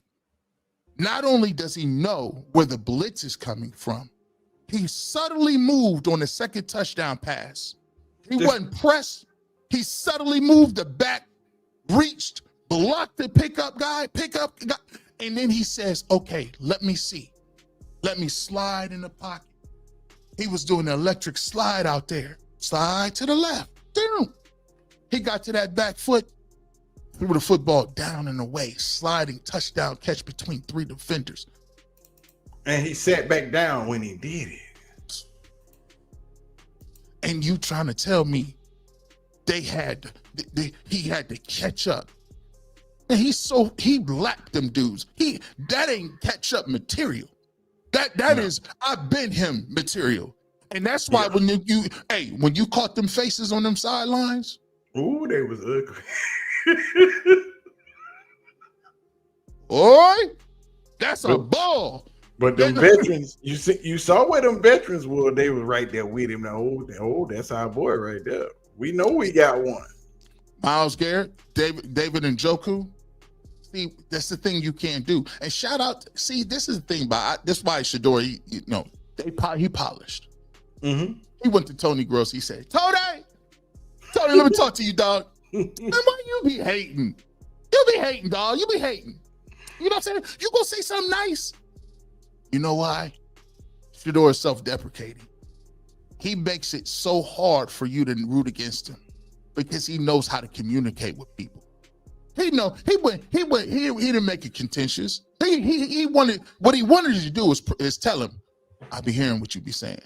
Yeah, that's all he was saying. I got you, dog. I've been hearing you. But just so you know, I'm gonna keep dropping these touchdowns. And if I keep dropping these touchdowns, you ain't gonna have much to say. So I love the way he did it. He laughed it off. They laughed at Joe. But see, here's the thing. The numbers speak, OG. They speak. And I told the fan base, I said, one thing you can't do. I believe when God tell you like this, when you put your hand to the plow, you don't look back.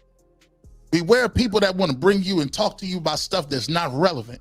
The relevance isn't about what anybody is saying, what me, you, anybody on the outside said. The relevance is we've moved from that outside journalism where we're going to write stuff to that field work. What I want from you is your analysis on that throw, not the analysis on what we thought the Browns was doing to him. That's where we need to be going. And the analysis is, and the bigger analysis, OG, is this.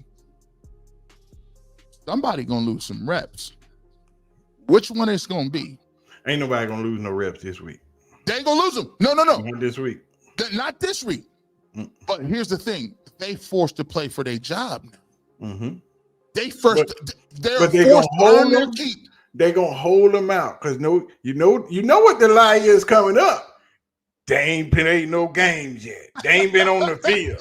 They gotta get the time. They gotta get their reps together. They gotta get the reps with the ones, and they out of shape a little bit. They gotta work on the conditioning. And listen, why didn't we get none? Why did Shedeur get none of that talk? Listen. They told us to shut up. He got his opportunity. He better do something. Didn't they tell us that? Well, that's what they said. They told us to shut up. So when Dylan, if he ain't ready this week, then what? Because I heard Joe say Kenny ain't coming back for a couple of weeks. So he just gonna miss the preseason altogether. So that means he out the competition already. Hey, Kenny, don't do that. Kenny, I need you to figure. I need you to find make a way, the dog. club from the tub. Kenny, don't do that. Kenny, Kenny. No, don't. But see, I tried to tell him about this favor. Favor ain't fair. You know what I'm saying? Can't tell you nothing about it. Favor ain't fair. And let me tell you something, dude. And let me tell you something. I've been around him. I talked to Joe before the game. I talked to Chris Rose before the game. I talked to Jay. I talked to who else I done got to? Jason Lloyd. And you know what? It's a funny thing about that it factor. A lot of people wasn't excited before, but all of a sudden they said, "Oh, he's starting. I'm a little excited. I want to see what he do. I want to see it." And when he was throwing them touchdown passes, you started to see. They said, "Oh, we might got a problem here." Yeah. Look, hey, Joe was like, "Listen, hey, Mary Kay, I'll help you out a little bit, dog. I'll try to retweet what you said, but you got one more time." One more time to do this. It's looking nasty out here. On her own, dog. She might be on her own because Tony is gone. She can forget about Tony Gross. Oh yeah. He didn't talk to Shedeur. It's a wrap. He like, listen, man. Hey, look, hey, dog. Hey, Shedeur told him, hey, listen. He showed him. Hold on. I got you. Here we go. I got you. You ain't even got it. You know I got you, dog, at all times. at all times. Tony, I be hoping you be. Hold on. Tony, I be hoping you got something positive to say about me. You always say negative stuff about me. And I'm like, I ain't do nothing to you. No. I ain't see nothing positive that you ever said. I did something positive every day. What up, Tony? Come on, Tony. What I do? What I do to you, Tony? See, that got him right there. That got him. He played with him a little bit. He just smiled in his face. He made him feel good, made him feel comfortable. Hey, listen, wasn't no threat. I don't hold no grudge. I heard what you said. I ain't hold no grudge. Come on, man. You know what? See, that is slight. Man, this dude, listen. Let me tell you something. I done studied communicators. I just got done talking about what make good generals, from Hannibal to Alexander the Great, to General Patton, to Ulysses S. Grant. Like I didn't talk all the way up to World War II. Yeah, like I just, you know what I'm saying? I said, yo, listen, like these men, how do you go about motivating? It's just not the skill set that gets you done. Being a franchise quarterback, I told him, I said, there's a difference when you win wars. It's a difference between winning wars and governing. Because after you win the war, how do you implement fix it? How you fix your infrastructure? How do you incorporate the people that you've conquered into your society? How are you gonna move? Is the religion the same? What are we gonna do about this economy? What do you do to give the people something to concentrate on? So you gotta have the people skills in order to be a great leader, not just a great general. And the thing that Shedeur Sanders has is he comes off as a person that is very lighthearted, very unassuming, self-deprecating. Like you said, they gave his jersey number to somebody, and I don't even know who he is. But he said, oh, listen, they said, you know you could buy it back. He said, oh, man, I'm just a 5th round pick. I said, oh, that was cold. He just told me, I'm a 5th round pick, man. I ain't got the bag. I can't do that. You know what I'm saying? I'm going to make that 12 great. You see what I'm saying? Yeah. So, excuse me. And so now he go to Tony. He said, come on, Tony. Come on, man. Let me talk to you, man. Come on. Why you be doing me like this? Well, you know, I was balling today. Come on, man. It's okay to like me. It's okay. It's all right. Hey, listen, get your grandchildren that 12 jersey. I know they want the 12. It's okay. I could get them. Listen, I signed it up for them. Everything. Everything. You know, Shedeur love the kids. Shedeur love the kids. And so Tony is like, because what that does, that disarms you. You see what I'm saying? It makes it more difficult because you have to start to see like, hold on. Yeah, why am I going so hard at this dude? Why? Like, I'm not getting paid no more extra money if he ball out or don't ball out. Actually, be truthful, he good for business. Yeah, Tony know his views is up. Mm-hmm. Everybody know the views is up. Hey, everybody views up. Everybody, it's a stimulus package. Respect that. The views is up. Even if you say his name, you put him in a thumbnail, people reluctantly coming around. I try to tell y'all, stop trying to talk about other stuff. Go ahead and get with it. He's starting to now come around like, yeah, why am I so resistant? Understand that. Y'all is mad for what an anonymous general manager or an anonymous scout said about this man in the interview process. Ooh, I talked about that. Y'all is really, that's really what this is about. And them folks don't want your team to be good. Them folks don't care nothing about you or your fan base. But you take their word for it and put the cape on? When it's on tape. When it's on tape. When you spent all them resources. When you did all that you did to go get him, and you wasted your opportunity.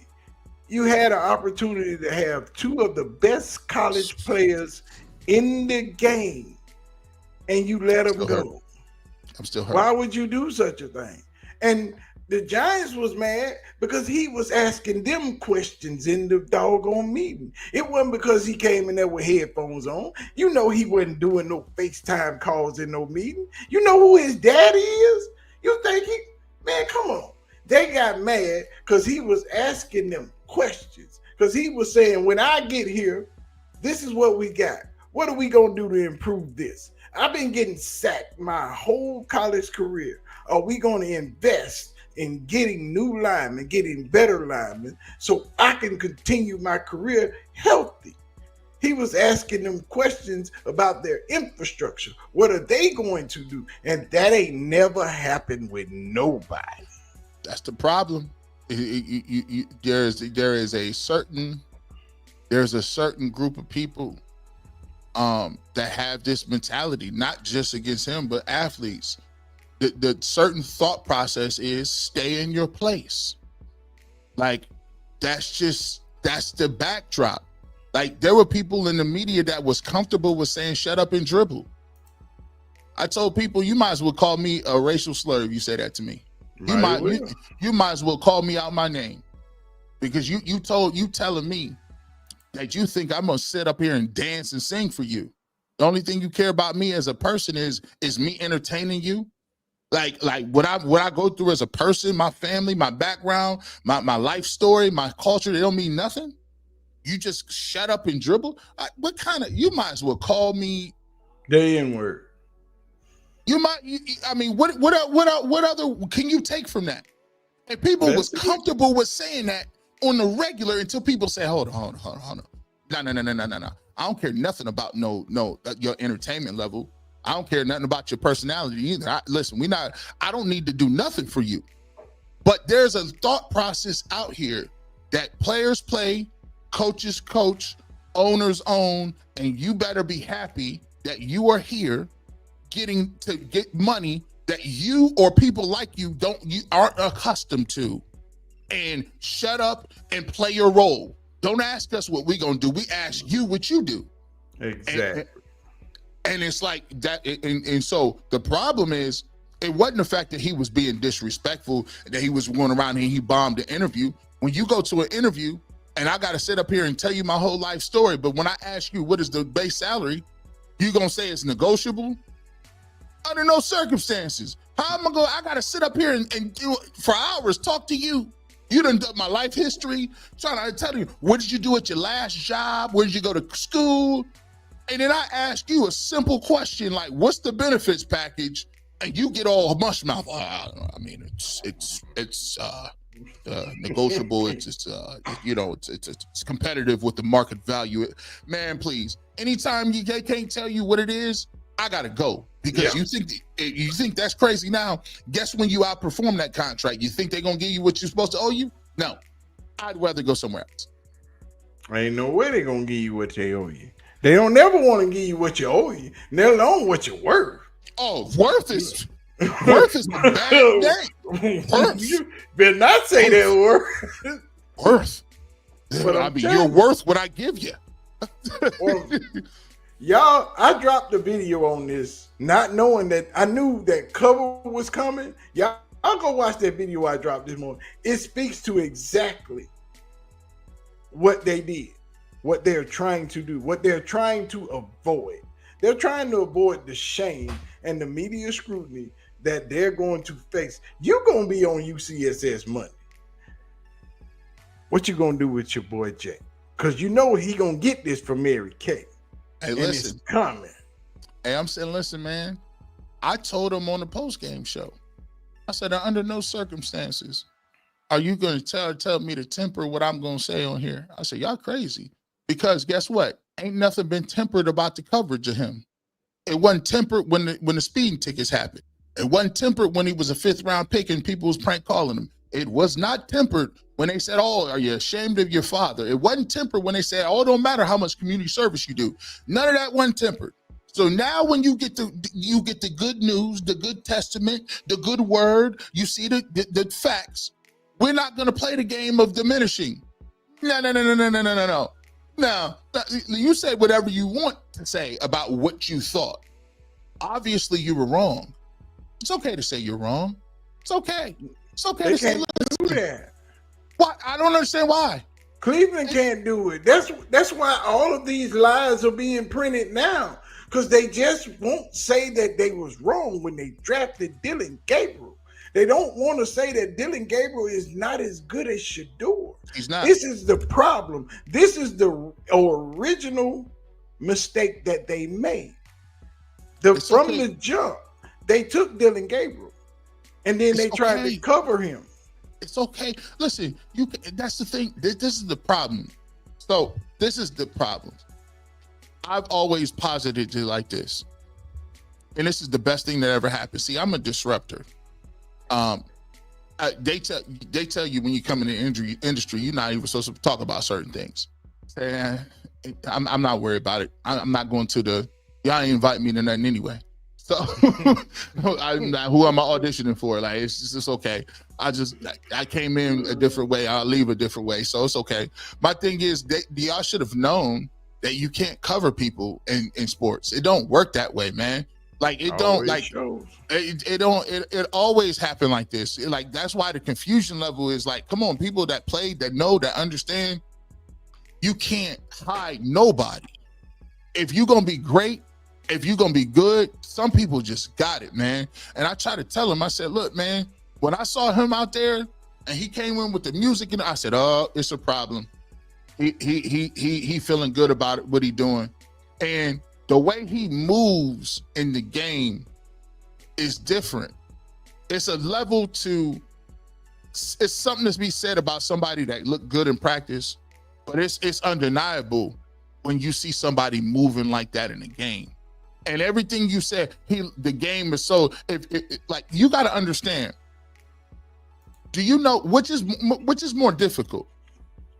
Processing what's happening on a football field, whether it's a cover 1, cover 2, cover 3, manipulating the pocket and stepping up and seeing where you need to throw the ball in less than 3 seconds, or calling the play out of a huddle.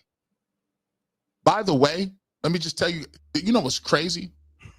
You do know the quarterbacks have microphones and headsets in their helmets. I keep trying to tell them. The coach calls the play. He then repeats it. He then has a second backup, which is the wristband that he's looking at.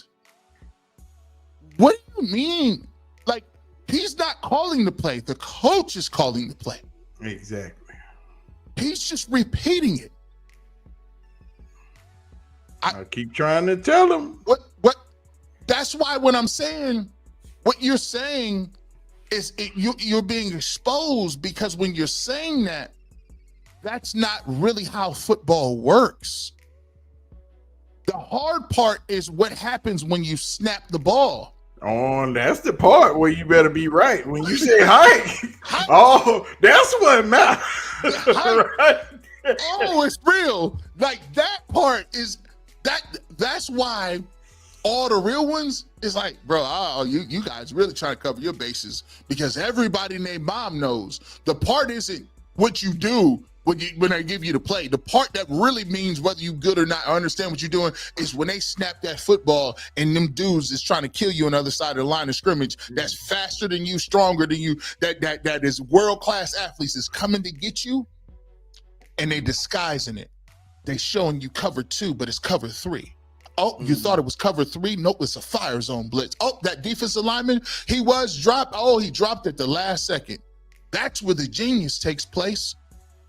Any quarterback can call it out of the huddle. What do he do in a snap? What you do when that 368-pound lineman that run a 4.8 is coming, and he ain't playing, because when he gets you, he trying to put you out the game. He ain't coming to shake your hand At all. He ain't coming to lay you on the ground. He trying to grab you and throw you down. This is a violent game. Hey, what you think about his athleticism? Remember they told us? Oh, he ain't athletic. Hold on. At all. He not. Listen. He can't. He is not athletic. He ain't his father. He ain't got. He's not his daddy. What you mean? I just saw him run for first. It seemed like they was having a little time getting him on the ground, was they not? They was chasing a lot. Doing in college, there ain't nothing changed. They just didn't want the tape. I said, bro, look, bro, like, it's fun, but we knew it was coming. This is why we educating y'all. This is why. So when it happened on Monday or Tuesday or Wednesday, y'all ain't even got a trip. Y'all gonna say, yeah, they told us. They did tell us that was coming. They told us it was coming. Because it's tough when you see it like that. When you got Jamie Foxx, these is rich dudes. The baby is from Charlotte. Took his Charlotte jersey off and put His the 12 mama was on. like, don't you do that. You messing the money up. You know, you now getting back in good graces. He sure live. They just letting him back in the They stadium. just letting the baby back in. He been rapping like the realest dude the last 2 years. On. He said, I'm sorry, I gotta go. Prime. Listen. They don't listen. Right now, in unison. See, they didn't understand it. And when I told them, they agreed, they see it now. Jason Lloyd, I give him credit. He said, listen, G, you was right. We ain't never seen nothing like this. Not no Manziel, not no Brady Quinn. I saw that. We I ain't was seen like, nothing. really? And you had to school them. And I was like, okay, at least y'all getting some education. I try to tell y'all, I said, because listen, I understood what it was. See, I try to, listen, I know they don't be teaching this. But what I want to understand from you, G, because how do they live in that bubble? How do they not know what Shedeur has as a fan base? Because when he was talking about Baker, he was like, yeah, they broadcast this stuff in Oklahoma. Bruh, this Shedeur. Everybody get to see this. Because let me just tell you this. This is wild because here's how the bubble happens. So when you get to a certain level, right? And this isn't a knock against nobody. This is just the nature of what it is when you start doing the media thing. Before, you got a lot of time and energy to just be in the minutia. You be on Twitter a lot. You be in Facebook groups. You be watching every single game. You be watching D2 games, girls softball, women's bat. You be watching a bunch. You just be like, yo, I love this stuff. But after you start working and you be on the clock, you start to be like, well, dang, I got this dude. I got another podcast. And then you like, I got family stuff. Basically, your time gets diminished. So even when you are at the top, the guys that's writing columns every week or doing certain things, they're not watching every single game. They are watching again. You get one thing that you have to watch, which is the stuff that pays you. So you got to watch the Browns. You get another thing where, hey, maybe it's your alma mater, right? I watch them or whatever the case may be. And then you watch the Buckeyes. What's your local team? I'm going to watch the Buckeyes. If you watch the Browns on Sunday and the Buckeyes, and you still got to cover, you take a look and peek at the scores and highlights, and you got to watch the SEC game of the week to even be. There is no way you could miss Colorado. It's not possible. But for Black America, it was a cultural phenomenon. You got to think about it. I am from Ohio. You are in Texas. The collective identity of being tapped into the culture, just like Jamie Foxx, who was a celebrity in Hollywood, the baby, who's a rapper, Michael Irvin. What happens is, Gilly the Kid, Wallow, what happens is it don't matter where you from, the story's still the same. So when Colorado was playing, we all, wherever we was at, we was tapped in. And I didn't go to Colorado. I went to Ohio University, and Ohio State plays in my backyard, and I watched the Browns. But guess what? We was watching, we tapped in. Nervous as hell against TCU. Nervous. I'm like, man, boy. They wonder why the ratings is up at 2:30 in the morning. Who up watching Colorado? Everybody. And I'm in the all of us. And We watching watching East Coast. Like we like, hey, look, we watched them when they was winning. We watched them when they was getting beat. We watched them when he said, y'all better get y'all's money off now. But y'all better catch us while we young. You better get me now. You better get me now. So we saw that. So when we saw, and plus, we had already been watching the progression. We've watched them. We've seen them grow as a person. We've seen their family. We didn't watch the whole thing. So by the time they went from Jackson State to Colorado, and the team won one game, We had already know they had the targets on their back. Like, we knew people was like, oh, you ain't gonna do nothing. We watched all of it. So when they got to here, a lot of them was confused. They said they thought it was a story about Prime, or they thought it was it just because it's Shedeur? I don't get it. They couldn't understand it because they hadn't watched the journey. They hadn't watched what it was. They didn't know. And furthermore, above everything, OG, he can just play. Yes. He's good. Yes. Yes, he can ball. You know, like in Malcolm X, when Malcolm Red was in there, right? And I think he was talking to Brother Bane. And Brother Bane gave him that he said, I'm gonna give you a little hit of this and a knockoff of the little that edge. And then the next time he came to him, Malcolm, he was like, hey, this ain't no thing. This ain't no jive. This ain't no hustle. This is real and legit. This is what we on. And it was like, okay, they saw him throw some touchdowns. They thinking it's a little hustle. Like, oh, look at, we like, no, he can play. They got real skills, bro. What do you mean? And so now when see, the problem is the messenger done told you that it conditioned you to think that this was a game or some sort and he couldn't play. And then when you got professional quarterbacks that's saying, man, that's some impressive footwork, ball placement impressive, understanding with the scheme, understanding the route combination, that's very impressive. When you get to that many quarterbacks that's saying that, it's hard to refute that. It's hard for you to come behind that and say, well, he didn't know what he was doing. But what I don't understand is when you got a sense of a figure as big as Shedeur is coming in your neck of the woods, as a reporter, you got to do some type of research. You got to do something. But from what I've been watching since we've been here, nobody has done nothing.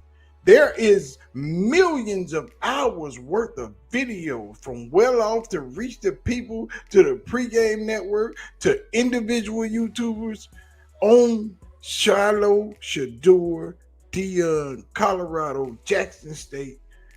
All of that is there for your pleasure.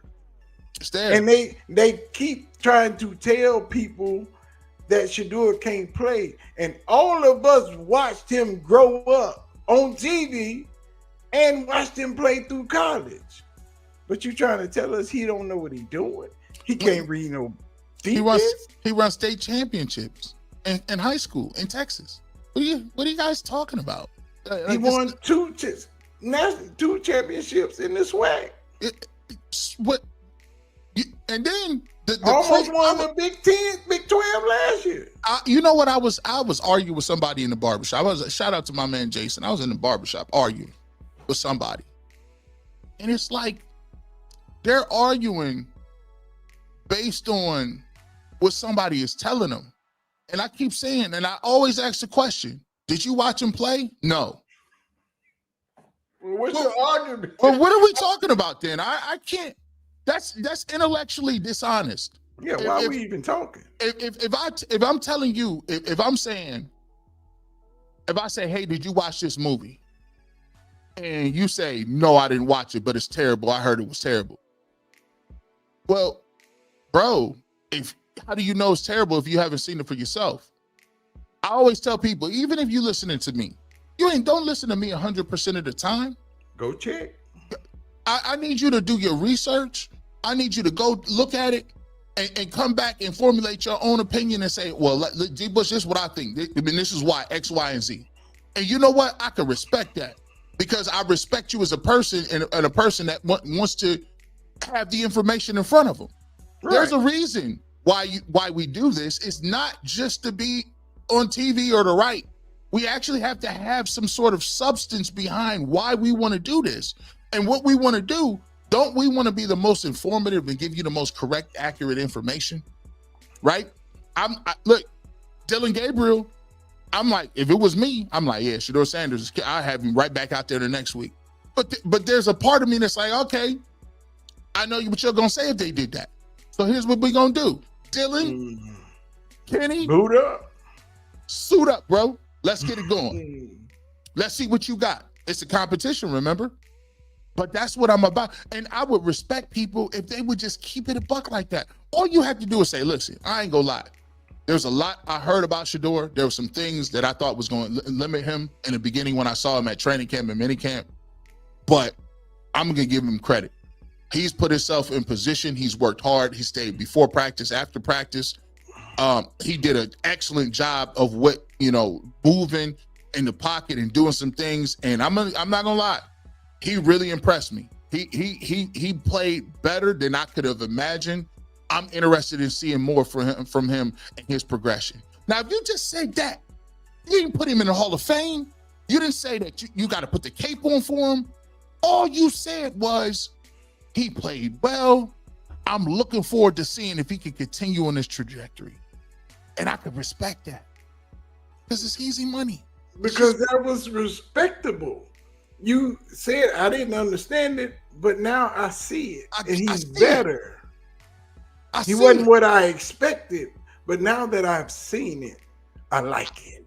Now that I've seen it, I can see why people like him.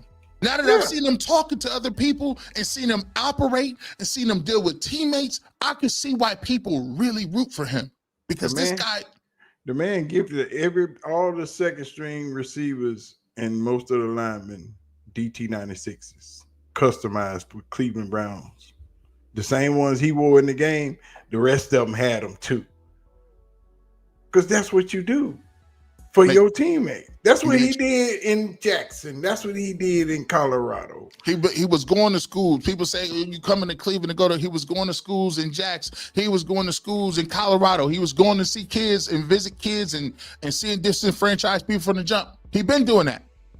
The man was sending a truckload of pizzas. Even if he wasn't going to the school, he just pick a random school and send a bunch of pizzas to feed the whole school. Just everybody, teachers, students. Just because I ain't there or I can't get there, I'm gonna bless y'all today. This is where it is. Here you go. That's it. But if the people in Cleveland took the time just to do a little research, it don't take a lot, because you don't have to go back to Jackson State to see what he's been doing, because he was doing the same thing in Colorado. What he's doing in Cleveland is nothing new. It's the same old thing. He's just expanded his program to Cleveland because this is his city now. This is where he's at, and he wants to be a part of it and not just live here. People's coming around. I'm gonna tell you what. The beautiful part about it is, I see it in my chat. See, my chat is a representative of a whole lot of different eras. Some people have been in the chat since Deshaun Watson. Some people have been in my chat since Baker Mayfield. Some people have been in the chat since they was 1-31. Right? Some people have been there from day one. You know what I'm starting to see? I'm starting to see a lot of them old school dudes be like, you know what, G. Bush? I was skeptical, but this dude, he got something. I ain't seen that in a long time. I ain't seen that level of calm and poise. I'm telling you, I was skeptical. G. Bush, he's bringing a lot of people around. He's bringing a lot of people around because more than ever, when we say you got to have the skills, you got to have the people skills as well to be the total package. But the thing with a lot of Browns fans is they've been sold a lot of stories. That's what we was talking about before y'all got here. They don't trust them. They've been hurt. They so used to losing. Like, how long has it been? I'm gonna ask you. You've been here. It's been a while since the Browns won a preseason game, right? Man, they be going over for years. That's what I'm gonna tell you. It's been 4 years since the Browns won the preseason. I know. My brother's a Cleveland Browns fan. I told you I've been suffering with y'all for years. I mean, how long it's been? It's 89. It's 89 since we won the division. Right. Team got taken away in 95. You go, you 1995. So, and think about it. Not only does your team get taken away, right? They go to Baltimore Baltimore Ravens and win a Super Bowl in like a year. They and win and have the greatest defense ever, right? Win two Super Bowls. Two Super Bowls, right? And the Browns can't draft nobody, but the Ravens, they take your Hall of Famer, or one of the very few that you ever had in Ozzie Newsome. That's why they like Joe Flacco so much, because he was one of them Super Bowl quarterbacks. Ozzie Newsome becomes the general manager. Greatest thing they ever did. And then he goes out and just drafts Jonathan Ogden, Hall of Famer. Ray Lewis, Hall of Famer. Ed Reed, Hall of Famer. Polo Donata, gonna be a Hall of Famer. Shannon Sharp brought him in. Shannon Sharp, Hall of Fame. Hall of Famer. Let's keep it. Sackmaster Terrell Suggs, Hall of Famer. With T Sizzle, listen, they was going around. Ozzie Newsome been cooking since he been in the building, dog. He drafted Joe Flacco. He won a Super Bowl. Then his last parting gift was all of y'all that thought that this kid was gonna play receiver. We're gonna draft this kid, Lamar Jackson. We're gonna draft him and let him come over here and terrorize us for another 15 to 20 years. Listen, that's insult to injury. And now they put the Baltimore Ravens in your division. We couldn't beat the Steelers. They said, oh, well, let's go ahead and put the Baltimore Ravens in there. And then let's go ahead and let the Cincinnati Bengals get Burrow. Think about that. That's what we call what the Republicans trying to do in my state right now. We call that redistricting. Hey, listen, we call it. You could call it redlining. You could call it redistricting, right? And we could call it gerrymandering. And hey, they still finding them people. They still, is the governor trying to come out and find them boys that put the FBI after them? Y'all it's wild down there. Y'all wild down there, man. Everything is bigger in Texas. Y'all even do big. Y'all even do big storylines like that. But look, man, we was hurt. Deshaun Watson, we were sold that he was going. And then Baker, we drafted Baker. They said, "Oh, Baker ain't no good." Now you just throwing for 4,000 yards in Tampa Bay every year. Look, we hurt. We got people in here that ain't never seen a good quarterback. Right. We got people that ain't never seen a quarterback that been good. So my thing is, don't be alarmed when they don't see it in front of them right now. Sometimes people be in the dark. When you're in the dark for so long, the light look different. You actually scared of the light. You can't even see. You like the light is too bright. It's right in front of you. Just take a look at it. But see, what's really pushing this and beating Kevin Stefanski up because you ran Baker out, right? Now Baker in Tampa Bay cooking. And now they asking the question, well, why y'all run Baker out? Now Shedeur is in town. And they just seen him cook. When you was telling your fan base, he wasn't worth it. Experimental. Fifth round pick. Nobody want him. Now we don't believe nothing you say. Now, but you know what? It's gonna be I'm very interested, OG. What is the word gonna be this week? What is the word from the coaching staff gonna be this week? Because Mary Kay put it out already. There are gonna be people that is like, what you mean Shedeur ain't playing this week? No, he's gonna play. Kevin Stefanski already. He beat you to the on the night of after the game on the press conference. He said Shedeur will get significant amount of playing time next week. He already squashed that. He didn't want to have that fight. He knew it was coming. So he's hard now. So whose minutes? So I'm looking at him. Dylan Gabriel, Kenny Pickett. One of y'all. That means one of y'all not gonna play like that. Which one is it? See, they trying to make that shift to Shedeur, but they got to do it limitedly. That's why this article dropped. They want to beat the rush on people beating them up, right?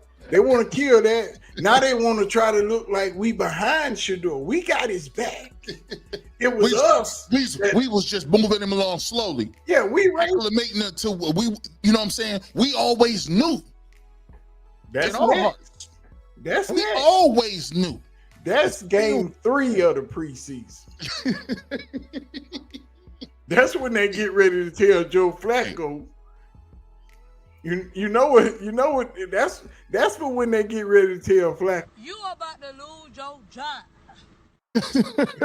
You know what I'm saying? When they tell Flacco, look, man, you doing all right, but we gonna go with the young fella. Listen, if you Joe Flacco, do you go in and be like, oh no, listen, I need some reps? Like, do you say all that keeping me healthy? Nah, dog. No, because Joe Flacco was like, that's my rookie. See, that's why he was on the sideline smiling Friday night. And when Kenny Pickett and Dylan Gabriel and Deshaun Watson looking stupid, Joe Flacco was cheesing hard. Yeah, he was pumped. He was comfortable. Yeah, he comfortable because he know he's secure. Out of everybody there, he is the most secure. And you know what? Yeah, that contingency on the bench and them street clothes, they was looking shook. They like, why y'all do this to me? Man, Deshaun just watching his job go down the street because he already know he was bad off anyway. You know, that boy. Listen, I was looking. If you looking at it, if you taking a look at it, the richest man in the stadium. Yeah, he got more money than everybody. Money don't buy you everything, right? Money can buy opportunity. It won't buy you opportunity, man. But you know, it's crazy because I'm now looking at it from a perspective of instead of the second game being more quiet, it's more noise around it. Mm-hmm. It's even bigger. But I've been telling, if y'all just listen to me, I've been telling y'all that little chant for Shedeur right now, y'all they not used to him. They haven't seen his personality. They hadn't heard him talk, and y'all haven't seen him play. And once you see him play, that little chant, they're gonna amplify it by 50 million, and it's gonna be real loud. It's loud right now. And ain't nothing they're gonna be able to do. It's so loud. After Friday, I said, listen, it's time. Hey, listen, it's a good opportunity for you to take the family, get out of town. It's a late vacation, you know, get the kids out. It's been right before they go back to school. It's time, just disconnect, get off the internet. You know what I'm saying? Family time, just really getting back, locking in with the family. Leave your cell phones at home. It's a good weekend for that because I'm gonna tell you what. Wait till Monday. You need to figure this out because this was not supposed to go down like that. We tried to tell them. They didn't want to listen. Tried to tell y'all, hey, that boy can play. He a bad man. Other than, I mean, y'all talk about all the other stuff, like, that's the least of your worries. The big problem was, I was like, oh, no. You guys think that this is going to turn out well. No, you don't want him to play. What? No, keep him at fourth string. You were doing a great job of keeping him buried on the depth chart. No, because when he plays, you're gonna have to deal with. Dang, he actually is different. He actually can play. Tell your fan club like I've been telling mine. Favor ain't fair, and I keep telling y'all this. My grandma used to tell me, if you want to make God laugh, tell him your plans. Yeah, and that's funny. Cleveland had their plans written in stone like they was the 10 Commandments. And God said, this is mine. He got favor. And all of a sudden, Kenny Pickett come up lame. 3 days later, then Gabriel come up lame. They wasn't practicing when it happened. Kenny Pickett got hurt walking out of practice. Dylan Gabriel was just a mystery. One day, the next, they just came in and say Dylan Gabriel got a hamstring injury. I was like, man, and then it was funny. I was like, bro, that's how life works. That's how quick it come at you. He was thrown to them trash cans. But we always say, if you stay ready, You ain't got to do what? Get ready. And God said, if there is a way, I will make it. You ain't got to worry about it. Just stay strong in your faith, and I got you. And and you put the work in, keep working. When you get your chance, you show him, and he got his chance. And he see, but that's all he ever asked for was an opportunity. The chance, and that's been the whole thing. This is the big thing that everybody got misconstrued. And I told him, the people that support Shedeur have not been asking y'all to give them anything. They have not been asked to give anything. They're not trying to sit up here and say he should be given nothing. They want him to have an opportunity that the Cleveland Browns said he would have. Nobody told Kevin Stefanski or Andrew Barry, Jimmy Haslam to say that this was a 4-quarterback competition. They could have just gave you the sad old same line and we could have kept it moving. But you said it. So when you said it, that means you had to stand on it. So all people was asking for is what you told them you was going to give. That's it. And now he got the opportunity and he showed. So it wasn't about that. They didn't want it. You'd have slipped up. You'd have slipped up and let it. Wow. Y'all let the horse out the gate, man, and he ain't going back in. The people, I've been making videos and I've been telling them in almost every video, once the people say it, it's OV. There's nothing you can do because we already know that Dylan Gabriel is not an NFL quarterback. Analysts has said Dylan Gabriel is not an NFL quarterback. Quarterbacks have said that Dylan Gabriel is not an NFL quarterback. But you trying to make us think that Dylan Gabriel is better than Shedeur. You are trying to give Dylan Gabriel every chance, every opportunity to keep this job before you have to turn it over because now you know it's coming. Look, it's the most excited I ever wanted to see Dylan Gabriel. I'm excited. Not that's what I said. Next week, I need to see Dylan Gabriel. I'm excited to see Dylan Gabriel. I want to see. I need to listen. Matter of fact, I want to see him and Pickett. I want to see y'all. I want to see y'all have listen. Whatever intro music they want, bring them into their intro music. Whatever they want to eat at team meal, have at it. We eat whatever they want to eat this week. I'm trying to see it. Give them their last meal. Whatever it may be, I'm equal opportunity. I want you to be completely comfortable in there. Oh my! I want you. Yeah, I want Stefanski to ask him what the first 5 plays you want. I want it. Because I don't want to hear nothing else. I don't want to hear no more nothing. I want to see it. Man, I want to see it. Hey, Shedeur making a bunch of people see it. Tyler Shook, I'm trying to see ain't no more excuses. He played today. I want to see it. And he got to show out. He got to show out. Old boy in New York look like he want to play. What's his name? He actually threw a nice little pass the other day. What's his name? He played good. He played good yesterday. Hey, he had to show up. The bar was set. Cam Ward said, "Oh no! You're not about to catch me out here slipping."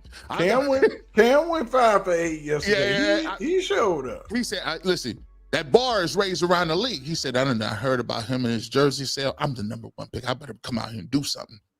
But they ain't have him in that long though. They said, Travis, you gonna play both ways. Travis, you gonna get some both ways. First preseason game, we need you. We need to display. We need to put our guy out. I like it. I like the energy because now in the streets, gotta show and prove. Tyler Shook got to show up today though. Tyler, because come on, bro. The Saints fans was already ready to it was ride. already Friday they was ready to burn the building down. Y'all got that, but we could have had this. But I told you they drafting Garrett Nussmeier next year, so it don't even matter. Yeah, that's why they got Tyler.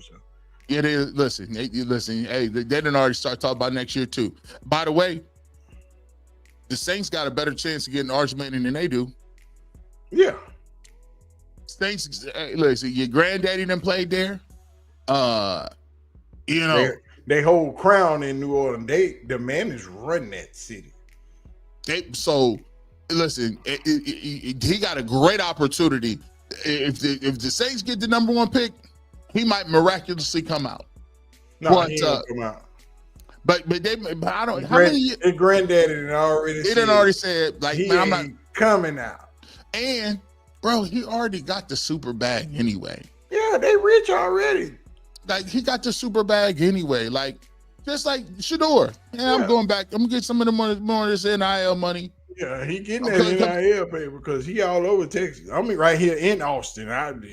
He all over here, everywhere. Listen, so, you know what? Listen, you know, be crazy. When people go crazy, I'm gonna ask you this Cowboys question. Oh, God. If the Cowboys was terrible and they slipped up and got the first pick, would they draft him? Hell yeah, they'll draft him. Off That the would be top. That'd be a Manning with a star on their head. That'd be crazy. Oh my! And played at UT. Oh yeah.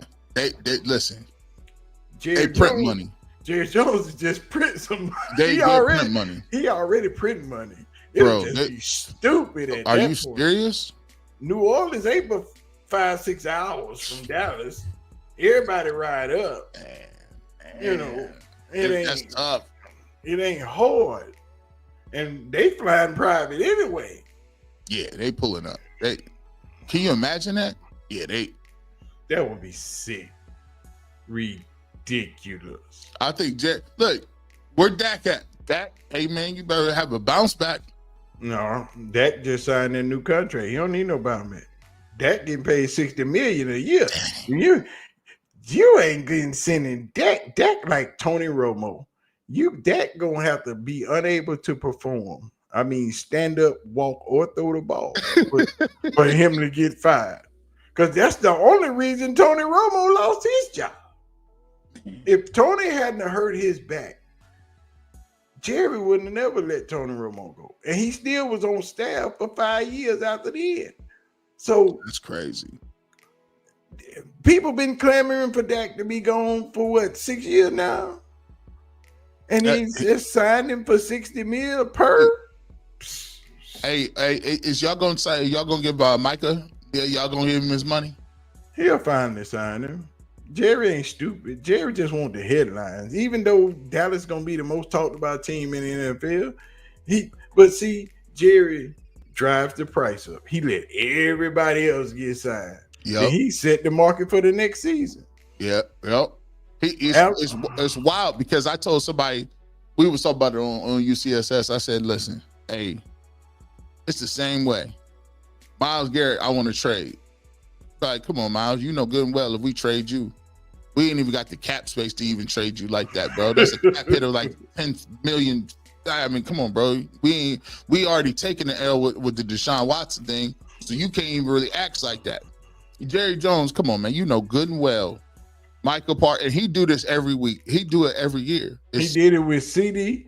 He did it with Dak. Dez Bryant. Dez. He did it with what running back? Zeke. He do it. That's all he do. But he did it with DeMarco Murray. Yeah. He do it with everybody. I think he the white boy. He don't do the white boy like that. Tony Romo ain't never had a fight with Jerry about no money. I think Jason Witten got a lifetime deal. He do. He still work there. He ain't gonna never be fired. He ain't gonna never leave the building. What? He still works there. Jason Witten been on 3 different staffs. Bro, Jason Witten. And they let him just come back and play too. They be like, yeah, I'm gonna run that skinny. Yeah, let me get. I need that skinny post in my life. I need that skinny post right back. Like, you know what I'm saying? Throw it to me. It's certain Cowboys that can do what they want to do. Michael Irvin do what he want to do. Deion, whatever. Yep. Troy. Yeah. Moose. Romo. Moose. Yeah. Bill Bates. I saw Bill Bates 2 weeks ago. Wow, man, that's crazy. And y'all don't know nothing about Bill Bates. Y'all don't know nothing about no Cowboys. Bill Bates was the toughest Cowboy I ever seen. Man, these dudes had even the Cowboys' second second tier guys be crazy. Like they don't even be talking about. People think that. Watch this. People know Leon Lett because of the Super Bowl, the fumble. Yeah. Leon Lett was a monster. He y'all trying to act like that's a meme. Leon Lett was a dog. Like, don't get it twisted. Big old boy. Don't get it twisted. Like you try to, like, come on, bro. Larry Allen was ridiculous. Watch Larry Allen run down that man, a linebacker. Watch him. That man bad. You ever seen a lineman just run a running back down like, come here, boy, where you going? He had the angle on him. He said, listen, Deerdorf. Like, oh my gosh, Leon Lett, did you see that? Now, this linebacker caught it and was gone. This was a pick six. No, this man had the angle on him. They ain't see Big Leah. And got him up out of here. They see the big fella coming like a choo-choo train. He coming. Coming. Dallas had some of the best linemen and linebackers in the game. Man, come on. Ken Norton. They had Charles Haley. They had Nate Newton, and we just know him from his drug bust, but Nate Newton was a dog. Listen. Still a dog. He still go to Colorado and hang out with Dion. Yep, still be up there. Jay Novacek, like, come on, man. They was doing it. Hey, listen, a guy that'll never get the correct. He don't never get no love. Alvin Harper don't get a lot of love, but Alvin Harper was nice. Yeah, he was nice. He was nice. What's in that safety? Prime. They be Cowboys were stacked in the 90s, dog. The Cowboys were stacked in the 90s. They had all pros at every position. Those teams was unfair.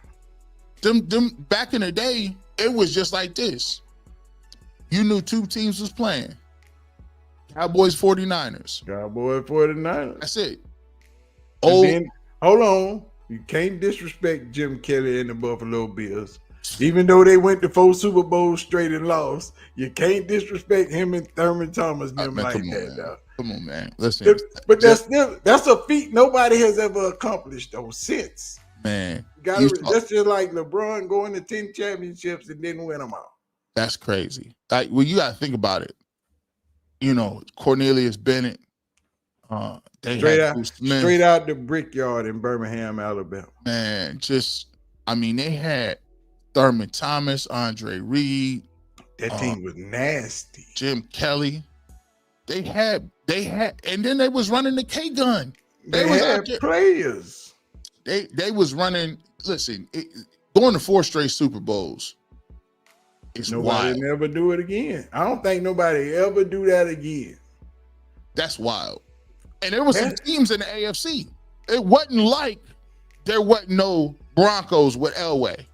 Warren Moon with the Oilers. It wasn't like the Browns was. I mean, this during the mid '90s, late '80s. The Browns was pretty good. It was team Dan Marino was moving around over there. Look at the quarterbacks that was out there in the AFC. They was not. They was not. They was 9-4 in a row. That first joint, I still don't understand how the what's name did them. The Giants.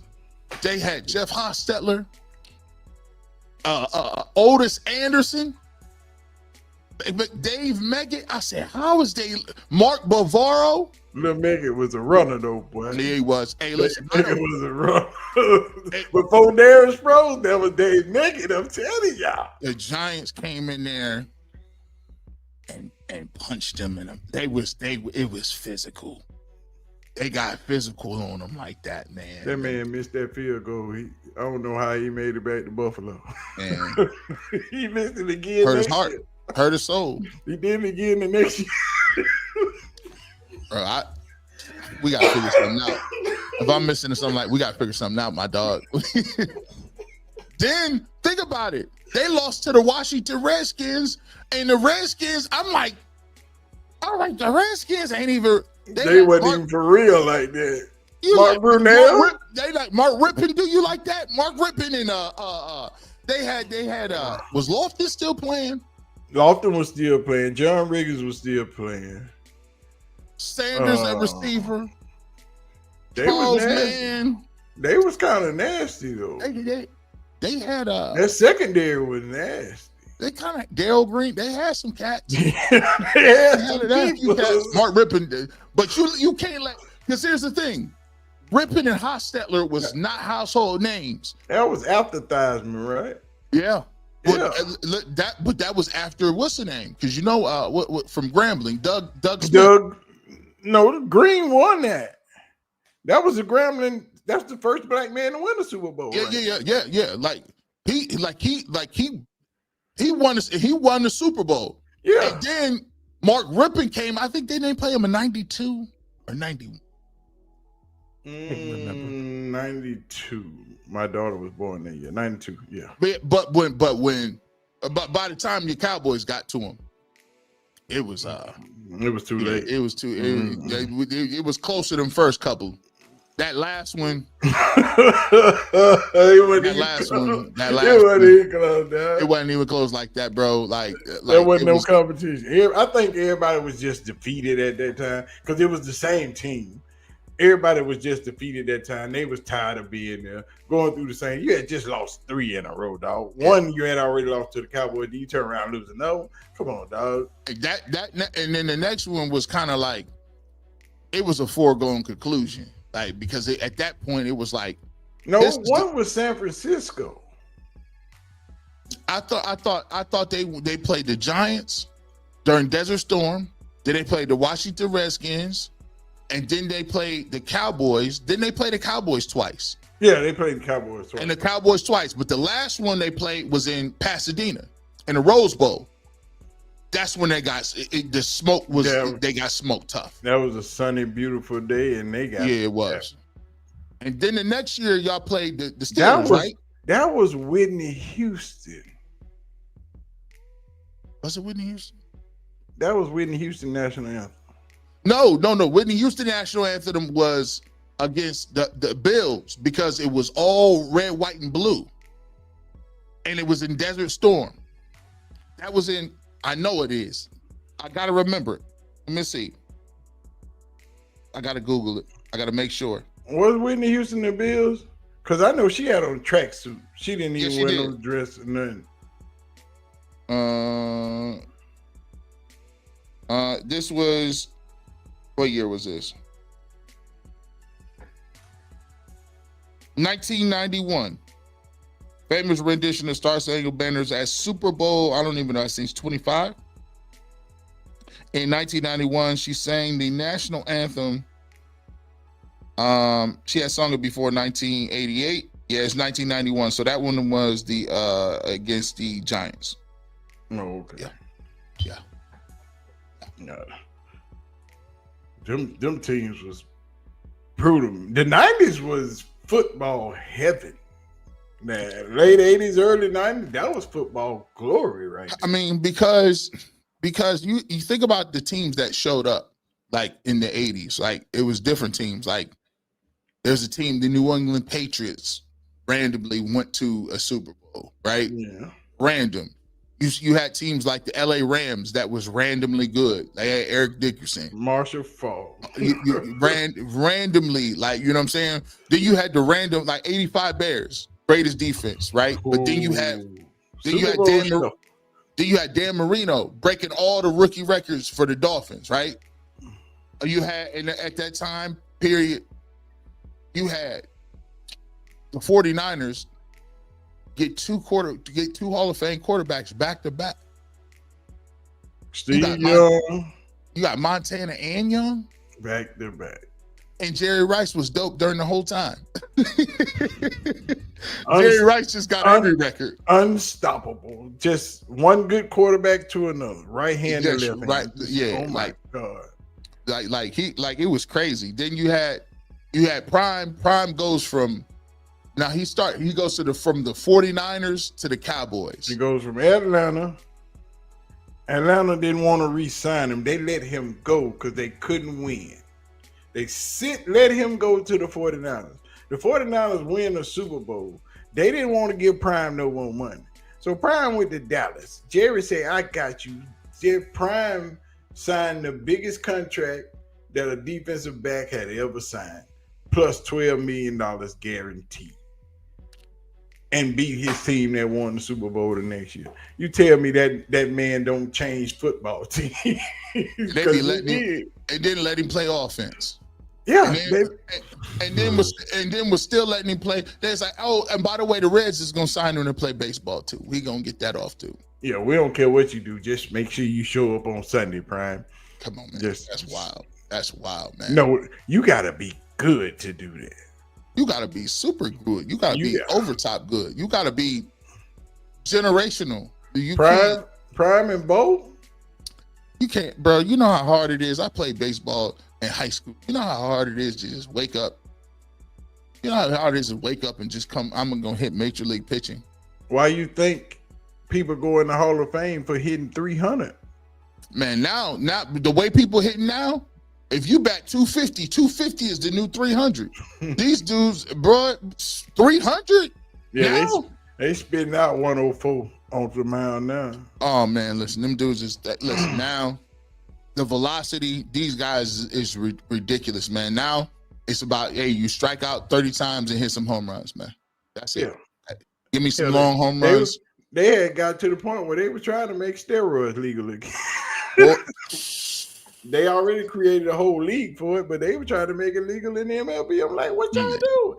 And if y'all make steroids legal, y'all, the first person in the Hall of Fame is Barry Bonds right now. Now. I got Barry Bonds in there. I don't care what he did. I don't care if he took penicillin. Because even before the accusations, he was already there. He was already Gold Gloves. He was already won 4 MVPs prior to that. And Pittsburgh, he was nice. And Mark McGwire, y'all can fight over it. But Barry Bonds, no. Barry Bonds was stealing bases when he was young. Barry Bonds had been Barry Bonds is the greatest baseball player I've ever seen. Ask Chipper Jones. Chipper Jones will tell you. Chipper said, listen, we walked Barry Bonds 3-4 times in a row. And the one time we threw to him, one pitch, he hit it in the ocean. Out the park. That was intentionally. And this dude, how many did he have? 80? He almost had 80 something. Did he hit 80? Almost. That's crazy. Are you crazy, man? We trying to get people for the Cleveland Guardians to give us 15 home runs. Man, Bonds was different, dog. He super was different. So different. And it wasn't just his hitting power. He Gold Gloves. The man played baseball. Man, he was nice. Savant. He was Hank Aaron Jr. Listen, what you mean? Hank Aaron did it over longevity. He's Barry Bonds better than Hank Aaron to me. Yeah, well, Hank got the numbers. He got the numbers. I like him. Now Willie Mays is a different one. Now I think Willie Mays, but that 715 gonna stand, bro. That's crazy. Yeah, that's bananas. But you no matter what they say about Barry Bonds or Deion Sanders or Bo Jackson, Bo was banana. If Bo would have just played baseball, dog. Bo, I think could have made the Hall of Fame in both. In both, if he wouldn't have hurt them hips. Yeah, people. I was watching a documentary about him on his hip. People don't know how good he was. Bo Jackson, the Japanese people knew how good Bo Jackson was. He was just faster than everybody in Tecmo Bowl. Bo was just faster than everybody. It wasn't even no speed. On the Raiders. On the Raiders, he was, bro, it was different. Bo Jackson, he had one play. Marcus Allen had the other play. It was 4 possible plays. Bo Jackson would break a tackle. He was faster than everybody. You just take him diagonally up, zig him diagonally down. Man, that man, boy, I seen him climb that wall like a billy goat for the Kansas City Royals. And man, come on, man. You leaning sideways on the warning track, my guy. That was different. You seen him throw from center field to home plate and put that man out. That man was One hot. different, dog. Cannon. That man was different. Cannon. Different. Bo was different, man. He was super different. That man was different. Kenny Lofton. Yeah, man, he should be in the Hall of Fame. Ricky Henderson. Them, you telling me them is all the dudes that brought the athleticism. The first Chipper. and third guys. They hit a ball in the gap, you in trouble. The 90s, the whole 90s Atlanta Braves team should be in the Hall of Fame. Man, they had see, this is it's messed up.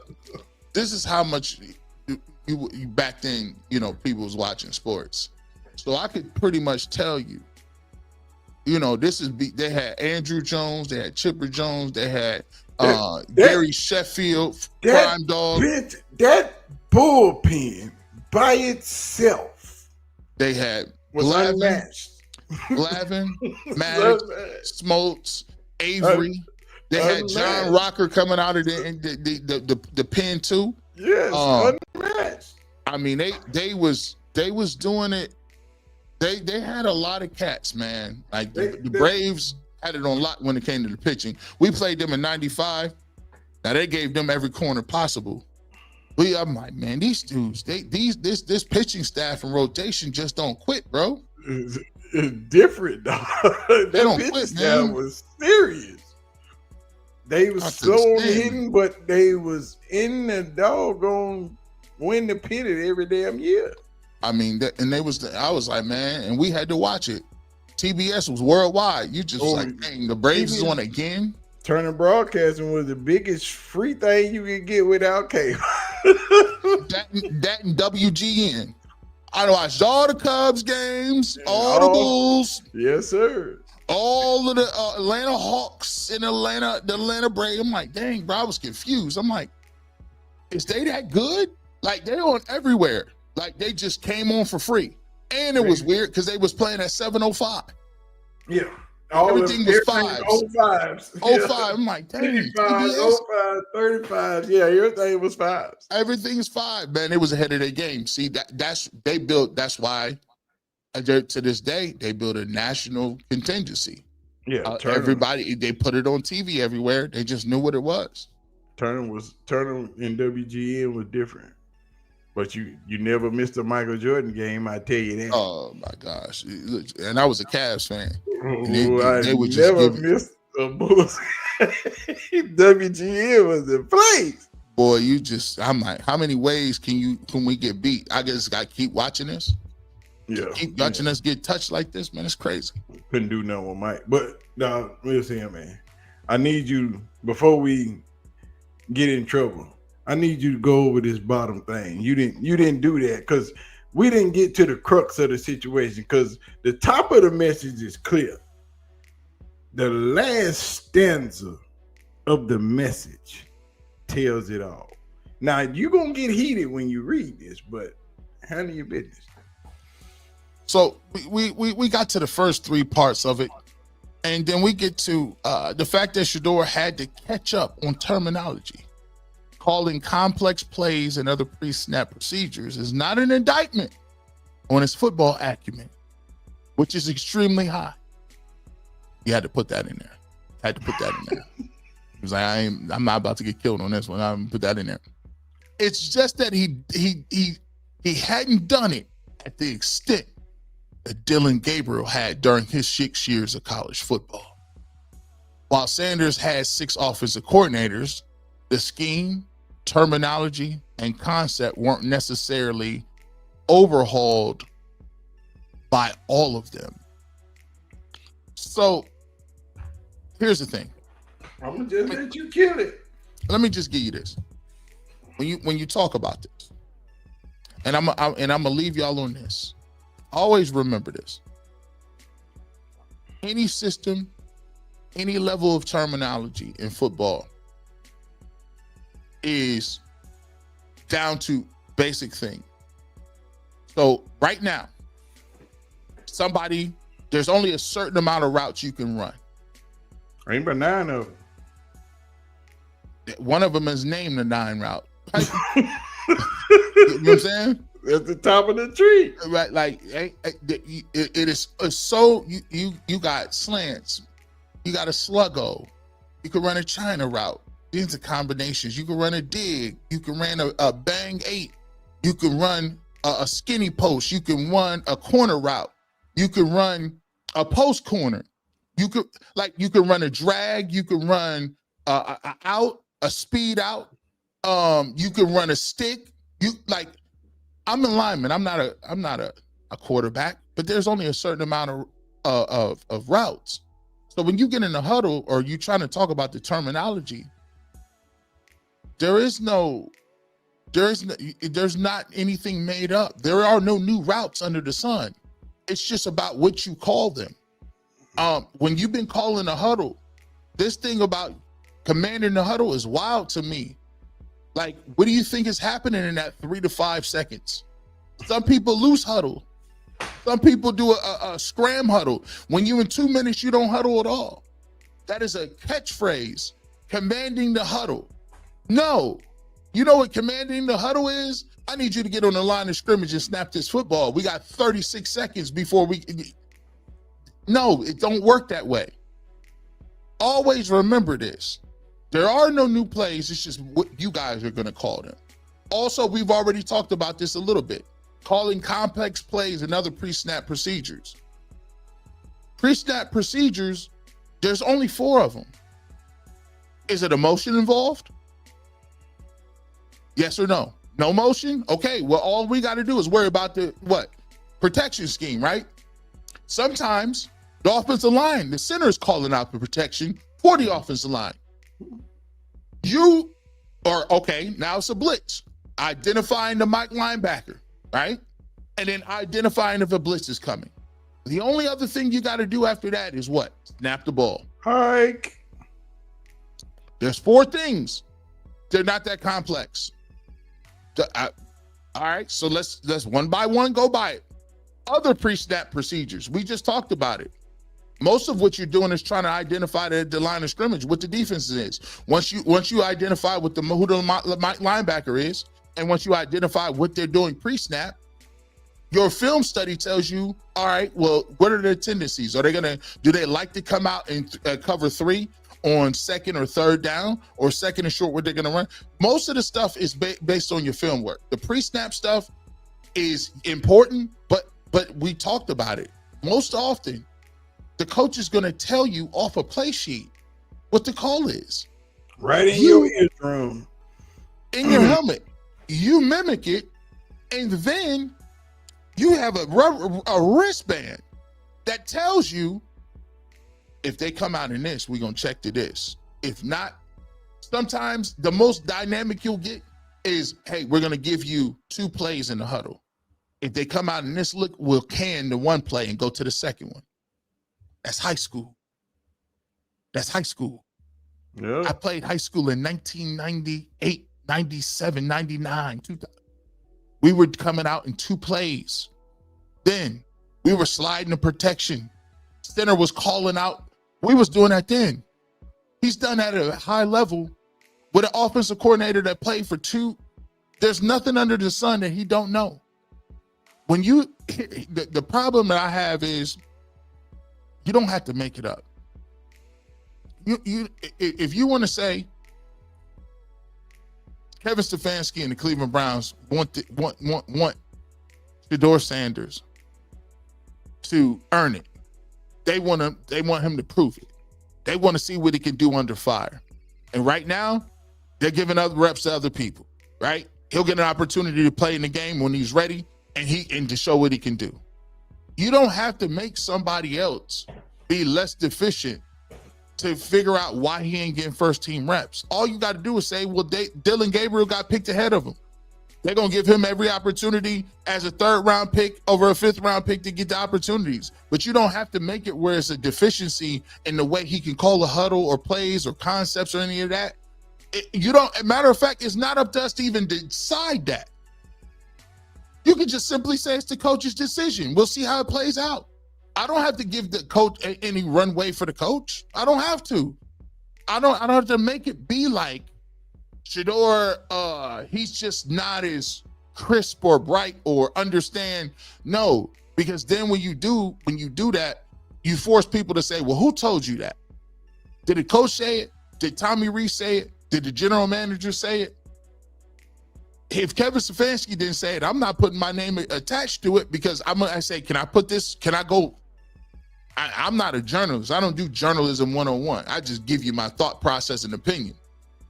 But like I do, I said, okay, I think this is what was happening with Shedeur Sanders, and I think this is what he can do. That don't mean that I'm going to say, well, Dylan Gabriel don't got to play. Nah, Dylan Gabriel, give him a shot to see what he can do. It's easy. It ain't that difficult. I think sometimes we just get caught up in over trying to figure something out when it don't need to be figured. It ain't nothing to figure. Yeah, but they stated this like this is fact. I got this from in-house. Bro, I need somebody to stand on that thing. It's the same way we got the facts from in-house from the New York Giants and why he slipped to a 5th round. Like I need somebody to stand on it. Like, if you gonna sit here and say that he's not playing because he was behind in terminology, that's like, so put it to you like this. That's like I do media, and somebody come out and say, the reason we didn't offer Garrett Bush no free, we didn't offer Garrett Bush an opportunity to do a full-time show somewhere is because he was slow to catch on the way radio works. He was slow to catch on how things really work in the industry with the formatting and some of the stuff. And he kind of had a problem with his delivery was a little bit, we tried to work with him on it, but it really wasn't translating to what our audience is. You can't say that, because now I'm going to say, who told you that? Who told you? Who said that? If you're going to say something as strong as that, you could have said, listen, we feel Garrett Bush is a very talented host. You know what I'm saying? It just didn't work out. It didn't work out where, you know, we wish Garrett the best, and we really think he's really talented, and he's going to fall in a nice place, and he's a guy that's going to keep working at it, and I believe he's going to, you know, come out on top wherever he's at. Then you ain't got a problem with that, because now you ain't say nothing like, I just had a problem understanding how to talk on the radio. No, you know, because when you say that, it puts people in a situation to say, who told you that? Because they got to explain it. And what really makes it hard to explain is, by the way, if you don't know terminology, complex plays, pre-snap procedures, it's impossible for you to learn that in 2 weeks. It's impossible for you to play football if you don't know how to do that. If you can't do that, there's no way you could play as a professional quarterback in the league. You can't do it. Like, I'm sorry. And if they could work with you with the plays and stand behind them, and the coach is not standing behind him, telling him the plays in his ear, like, that's not it. That's not it. Like, that was not happening. It's not happening. That's not how that works. It's not how it works, man. I'm sorry. And look, it's no knock against nobody, but I'm not gonna co-sign something when I know it don't work that way. It just don't. They trying to make, she writing it like they raised him. Like they just told him, we just brought him up to speed on when he got here. He knew none of this. He was so far behind. We had to put him in the classroom by himself. We had to teach him, give him a coloring book, some crayons, say, here you go, Shedeur. This is how you do this.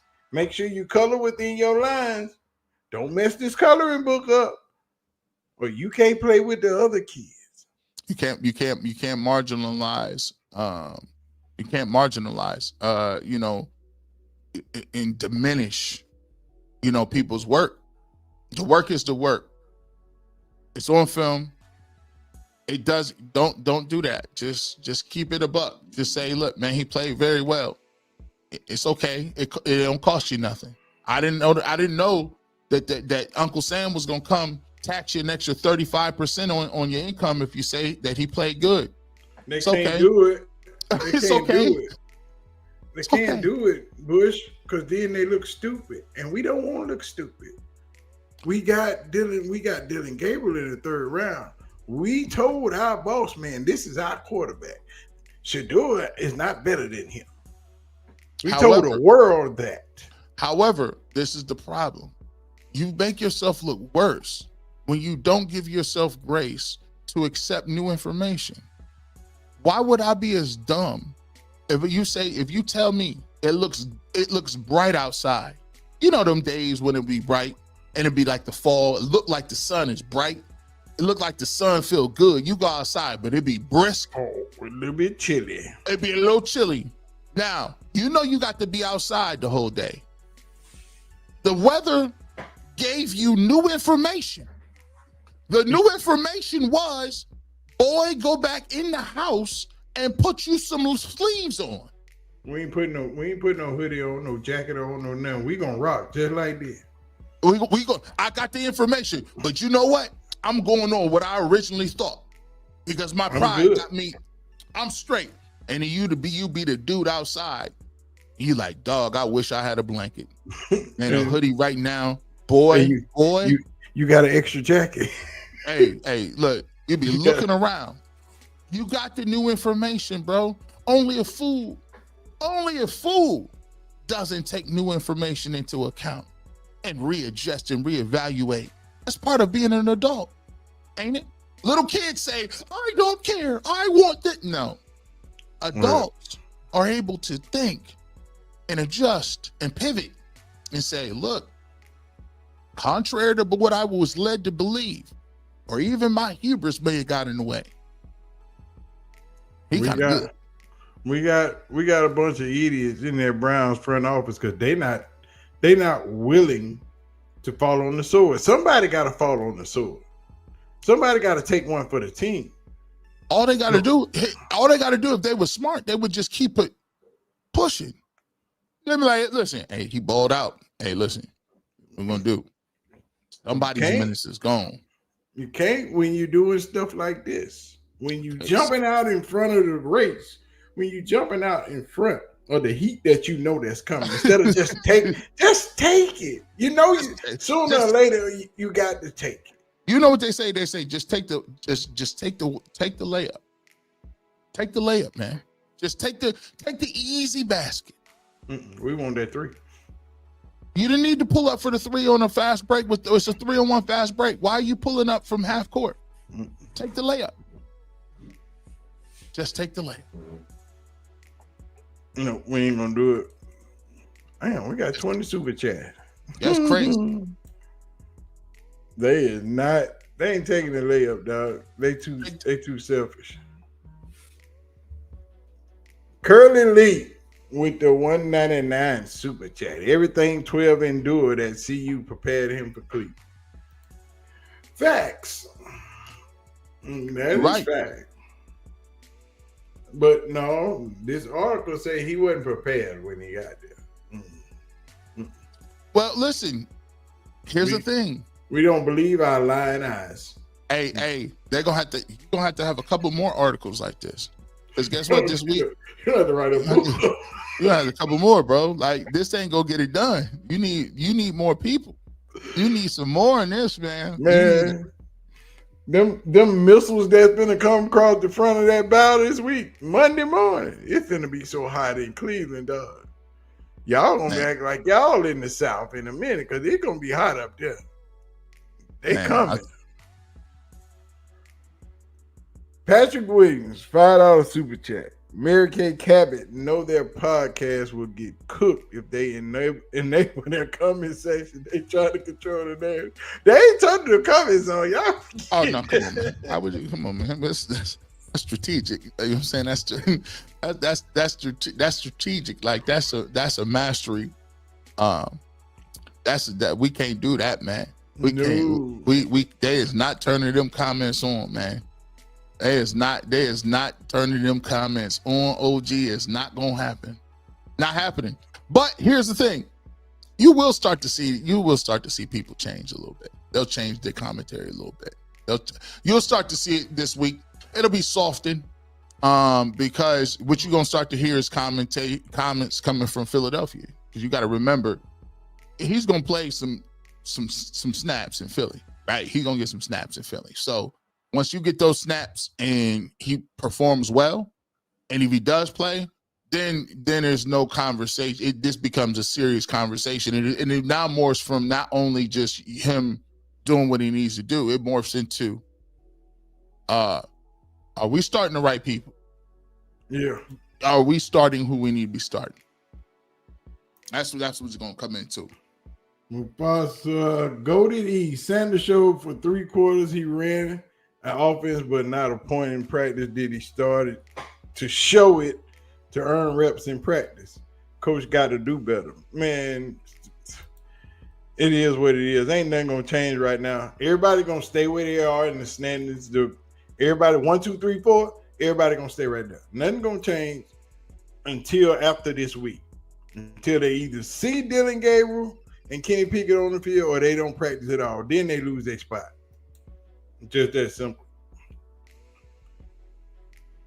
I can't even say that. I don't even know what that is.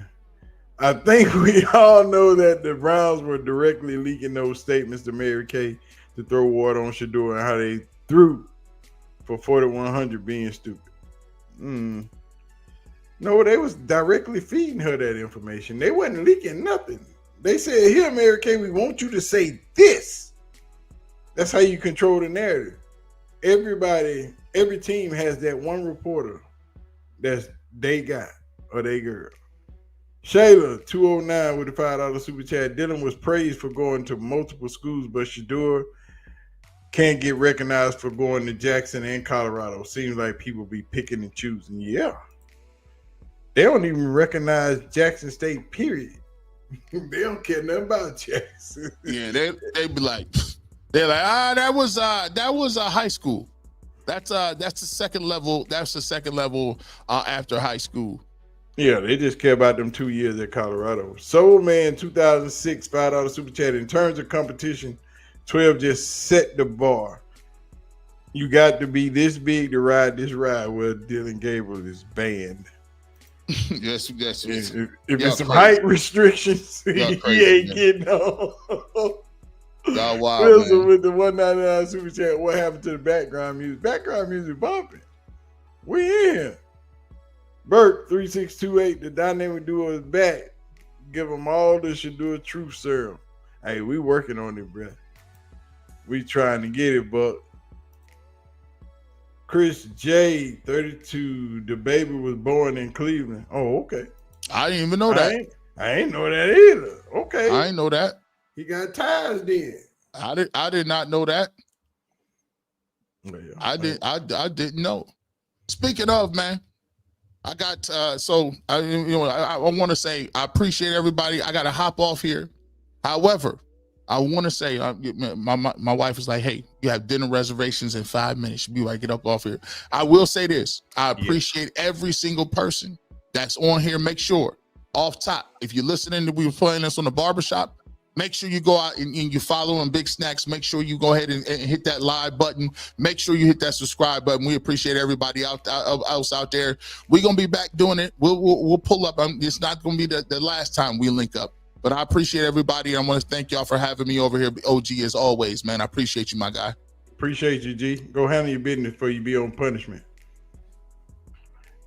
And he's out just like that. We gonna finish these super chats, man, because y'all ain't do what we gotta do.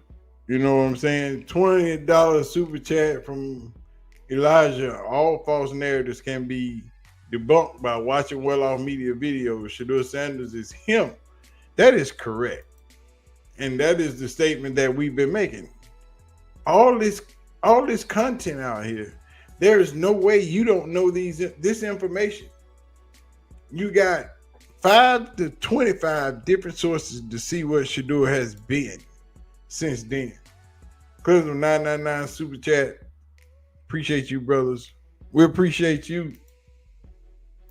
Thank you for tuning in. Curly Lee, the 199 super chat. 12 in church. The pastor preached about him on X.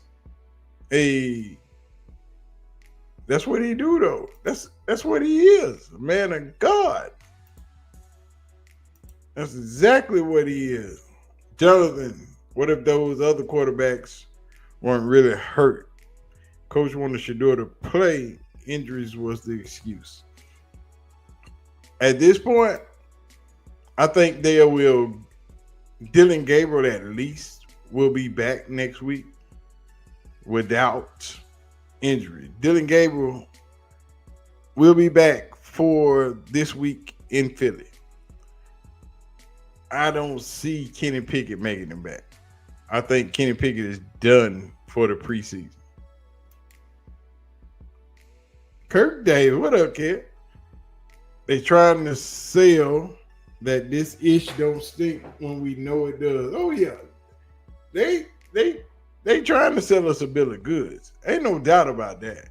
But we, especially those of us that has followed Shadur, has followed Dion, has followed the everything from Jackson to Colorado, and even when they split off, everybody went their separate ways. We've seen it all. So we know exactly what he can do. Mama Bell 70 with the 499 super chat. There's something to do. There's something to until you do right by me. Everything you touch. The more they try to hurt him, the higher he will rise. Start wearing your watches this season. Hey, they better start doing something because that man is on fire. Evictus Red joined late and playing it at one time speed to catch up. Just got to shut up and dribble. NFL stands for the N-word follow line. Hey, you almost caught up with what we said. 1983 made Richard Sherman podcast said if Dylan looks good versus the Eagles because he's third round, Brown might trade Shedeur rather than sit him. I don't know. The Browns is suspect on everything they do right now. Myron Mangus, $2 super chat. You brothers naming all Pro Bowl type of team. Yeah. Hey, Tecmo Bowl was the joint back in the day, dog. Beautifully blessed. She is always in somebody's chat. G. Bush, Cleveland versus Green Bay, September 21st. Is it cold? Don't forget, I'm from Tampa. Y'all have a different kind of cold. Yeah, it's cold in Cleveland, beautifully blessed. I mean, it's cold, because they off the water, and that cold air coming off their water is different up there. Yoshidoshi 2006. I love you guys as a tandem. Appreciate you, Yoshi. Dog 9. Nothing else is sticking, so they use the age-old trope of a dumb black quarterback. 2025, not much has changed. I don't even know why they keep trying it, dog. Yoshidoshi in Shedeur. Are we looking at out of August? No. September. Late September, early October is probably when you'll see Shedeur. I don't think it'll be before then. But anyway, people, we've been on 3 hours. G. Bush is gone. I didn't think we was going to get it done today, but we did. So if you are here from G. Bush's channel, because his stream is still up, y'all hit the like button. Y'all make sure y'all go follow G. Bush. If you're not following, follow me on my channel. If you're not, and if you in Cleveland, if you anywhere and you see G. Bush, make sure you get an autograph. You take a selfie, post it, so the world will know. Y'all make G. Bush ultra famous up there in Cleveland. He need to be the man. He can't walk around without people wanting to hang out with it. You understand me? But anyway, man, I'm going to be out of here. Y'all make sure y'all go watch that video that I posted earlier, and y'all will understand about all the stuff we was talking about already. Y'all be good. Premier Sports, Jay Tweezy, Yoshidoshi. Again, August was the first Roman Empire. Yes, sir. Y'all have a great day. Tell the people you love them. Y'all don't worry about it. All hell gonna break loose in Cleveland tomorrow. They gonna feel it. We out of here. I'm gonna holler at y'all. Peace.